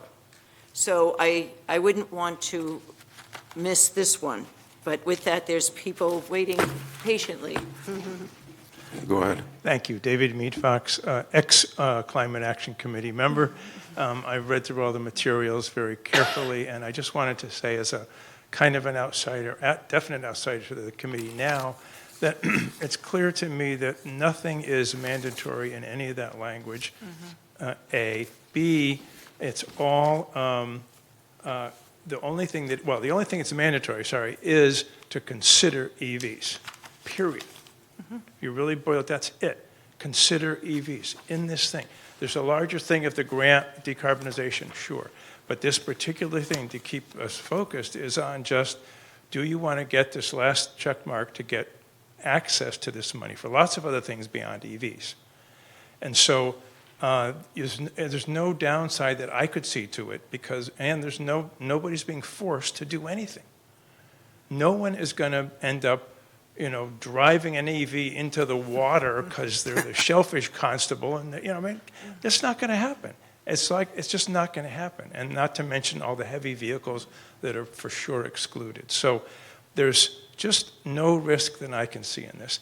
And then lastly, I have to say that the tech people that are getting trained in this, that actually comes right back to Wellfleet. Here's how. Ironically or coincidentally, an old graduate school classmate of mine wrote the grant to get that money. And the reason he got the grant, he told me, I'm not making this up, is that he asked me to get support letters. This is about 3-4 years ago. I got 15 support letters from major people all over the Cape and he said the only reason we got the money was because of the support letters. So now they're getting trained. It's happening, Tom. And you can hire some of those guys to be your employees in addition to training your own employees. Those guys, you're not going to have the same people forever. Those going to be some people you can hire. Right, they'll already have it. So anyway, that's all I want to say. I think this is a complete no-brainer. It's quite simple in a way. It's a start. There's a lot of work to do, and it's a really important beginning. So thank you. Thank you. Ryan, you've got your hand up. Yep. One of the challenges I've had with this policy is, for a lot of our vehicles, I don't necessarily see as being a fit for EVs. Police, fire, DPW, anything involving disaster response. We'll always have to have, an alternative fuel source. So they would have to be hybrid, most likely. But for other vehicles, it could work for. But at the same time, some of those vehicles are seldom used. I mean, talked about the health and conservation vehicle, but it only needs a tank of gas every 2 months. So, whenever we would be replacing these, we'd have to, EVs tend to cost a little bit more. So we'd be replacing the vehicle, but we'd also have to install the charging infrastructure necessary to support it. And then depending on its role, we would probably have to install backup power generators as well, so that it would be able to function in the absence of power, which unfortunately we're all too familiar with. But at the same time, I do think the language of the policy allows for flexibility. So, I just don't see very many of our vehicles being, immediately suited to being EVs. I mean, I had proposed looking at EVs for when we were replacing the COA van last time, and they were not on board with that because they sometimes bring it up to Boston, and then they were concerned about either finding a place to charge there or if they would have enough range left to get back here. Unfortunately, Boston's fair ways away, but at the same time, as I said, the policy allows, a lot of discretion. So, I would reluctantly support it. I definitely, from a grant making perspective, you definitely do need to, hit your check marks when you're applying for grants. So, yeah, that's kind of where I am.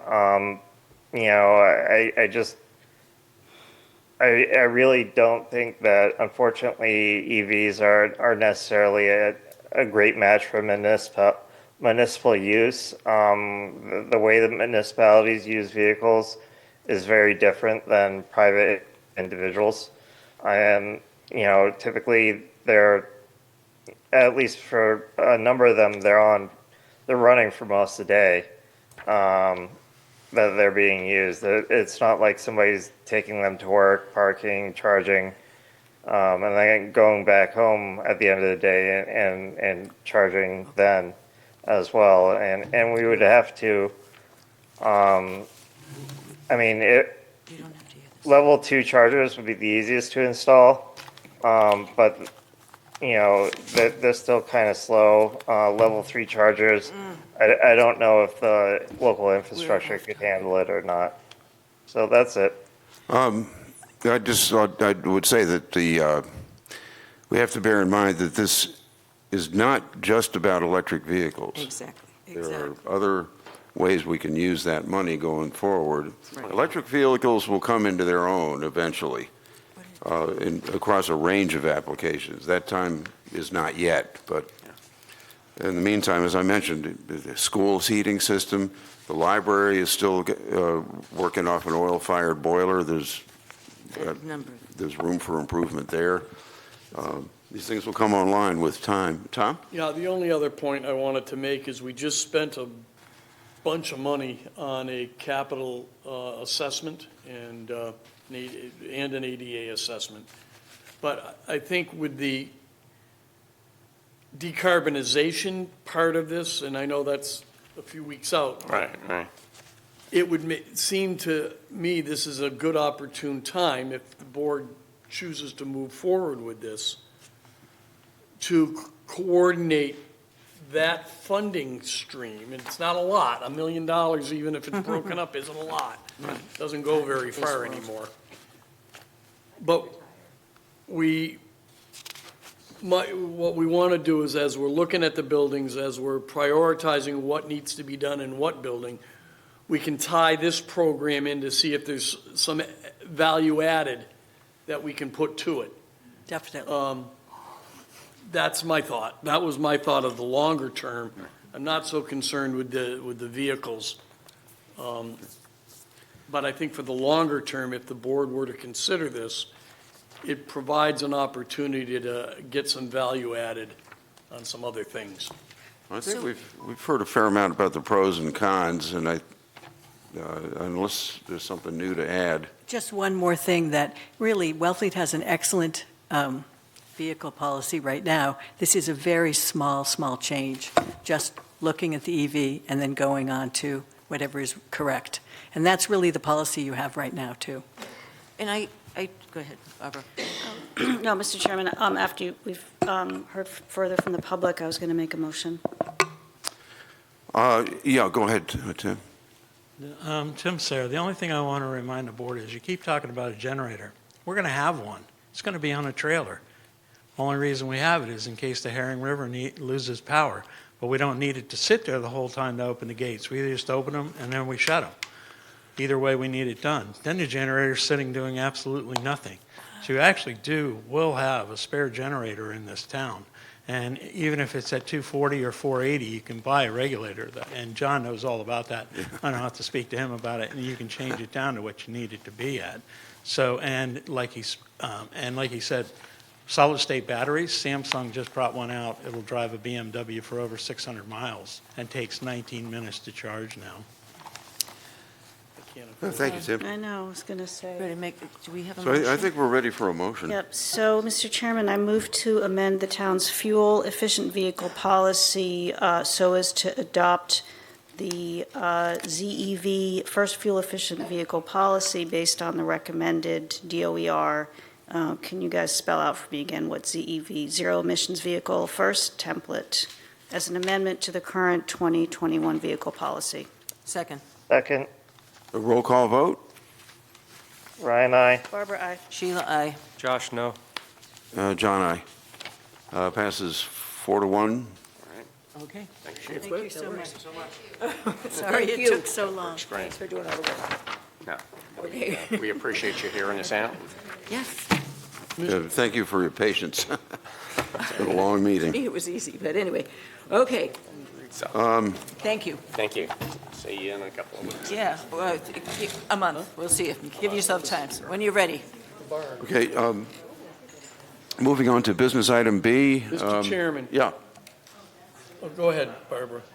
No, I was just waving goodbye to our. Mr. Chairman, given the lateness of the hour in that this particular topic that Select Board Member Carboni has brought forward is going to take a little bit of time, I would recommend, if it's at all possible, we have an executive session next Tuesday or not?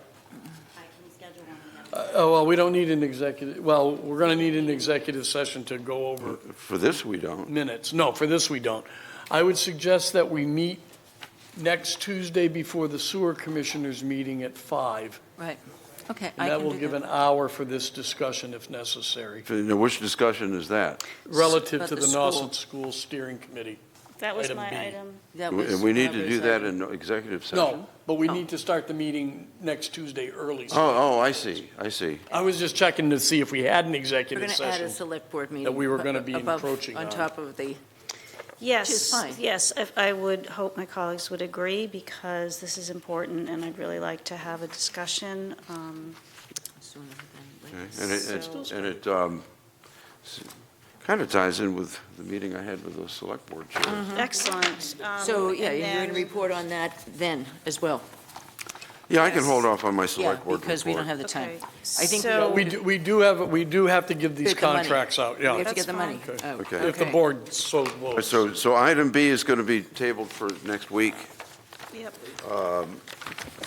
Item C, we're going to do now, that's the contract with Fraser. And item D is also a contract, and item E is a contract. What do we, Okay. do we have to go over this, or do we want to just make a motion, or Mr.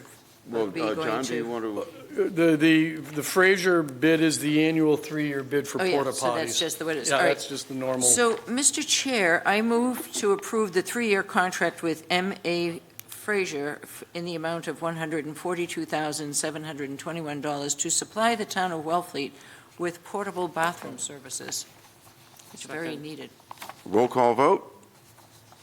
Brian, aye. Barbara, I. Sheila, aye. Josh, aye. And John, aye. Can we take the other two as a single item, unless somebody has a question about them?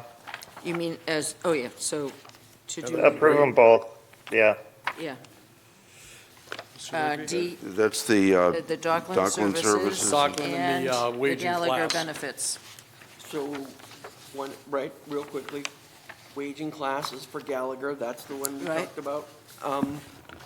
For earlier today, I believe, wage and class that's overdue for the town to make sure we're competitive with all our positions. It's something every town does. We're due for it. It will help us retain employees. It will help us compensate employees fairly. And the other is a bid to replace some of the worst docks in the marina that need to be replaced. They needed to be replaced before the storm. They really need to be replaced after the storm. So these docks will replace the worst of the worst. How many? There are 15 docks that are going to be replaced with this contract. Thank you. Are we good with doing two motions at once? Mr. Chair, I move that we approve the contract with Dockland Services LLC in the amount of $111,305 to supply and install 15 new dock structures to replace some of the most damaged and deteriorated docks at the marina. And I move that we approve the contract with Gallagher Benefit Services, Inc. in the amount of $97,250 for services relative to townwide wage and classification study. Second. Second. Roll call vote? Brian, aye. Barbara, I. Sheila, aye. Josh, aye. And John, aye. So those pass. I am actually going to just very quickly run over this, just because I want to ask to be put on a. There's something I want to go on a future agenda, which ties with this. So I met with my fellow select board chairs last week, and basically we discussed possible areas of cooperation and shared services, finance, such as finance director, health agents, HR, IT, and police dispatch, just for starters. And it was suggested that we have one meeting, one joint meeting of all 4 select boards with a paid professional facilitator, and that's what I'm going to be asking for on a future agenda, is to consider paying for a facilitator for such a meeting. We'd like to try to have this meeting sometime in June, and then afterwards have quarterly meetings with representatives from each select board instead of the entire select board. And that would be a shared cost. And That facilitator would be shared by the towns participating. that's what I'm anticipating, yeah. I would ask them to put that on their agendas as well. So that's all I've got. I can elaborate on it next week, but Tom, there was this report you had having to do with, I was asked about this tonight. What's that? Stakeholders, yeah. Yeah. It was going to be under my report. Okay. So I'd like to do that if I could. Yeah, I would like you to do it. So there was a stakeholders group that was established a few years ago. And we lost some members. I didn't appoint some members and so forth. But there was never, that I can see, and Mr. Curley might be able to correct me, but it didn't have a lot of good structure to it. And there is desire for that group to keep going, and I would like to reestablish it, but formalize it more so that they're taking minutes, they're posting 48 hours in advance. They have some minimal staff support, but just to get the agendas out and that type of thing. But there's an interest. I think it's worthy. I'd like to reestablish it. Okay. Unless the Do you board need a has any vote? No. reasons not to, I would like to get that going. I think, if I may, Mr. Chair, I think that when we had that initial meeting and people were talking about the stakeholders and it fell apart, the mood of the board was to reestablish Right, that. so that's all I'm trying to do. I'm just Okay. trying to keep Do we that need a ball motion for rolling. that? I think so, just a directive. Okay. No. Do you need a but, motion? Ryan? Not on the agenda. No, that's right. It's not on It- the it is agenda not on the as agenda. opposed Yeah, so, yeah, the one of the, issues is the lack of staff support. And, the stakeholders that were on it really were struggling with it. So, one thought I had, it was supposed to be kind of like modeled after the Herring River stakeholders group, which I know Josh is familiar with. And that has a, professional facilitator that helps run that. We could look at doing the same by using some of the MassWorks grant that we received for Maurice's, where, the town could hire, somebody, a professional to help facilitate those meetings and produce reports and things of that nature. I'm not sure how much it would be for, though.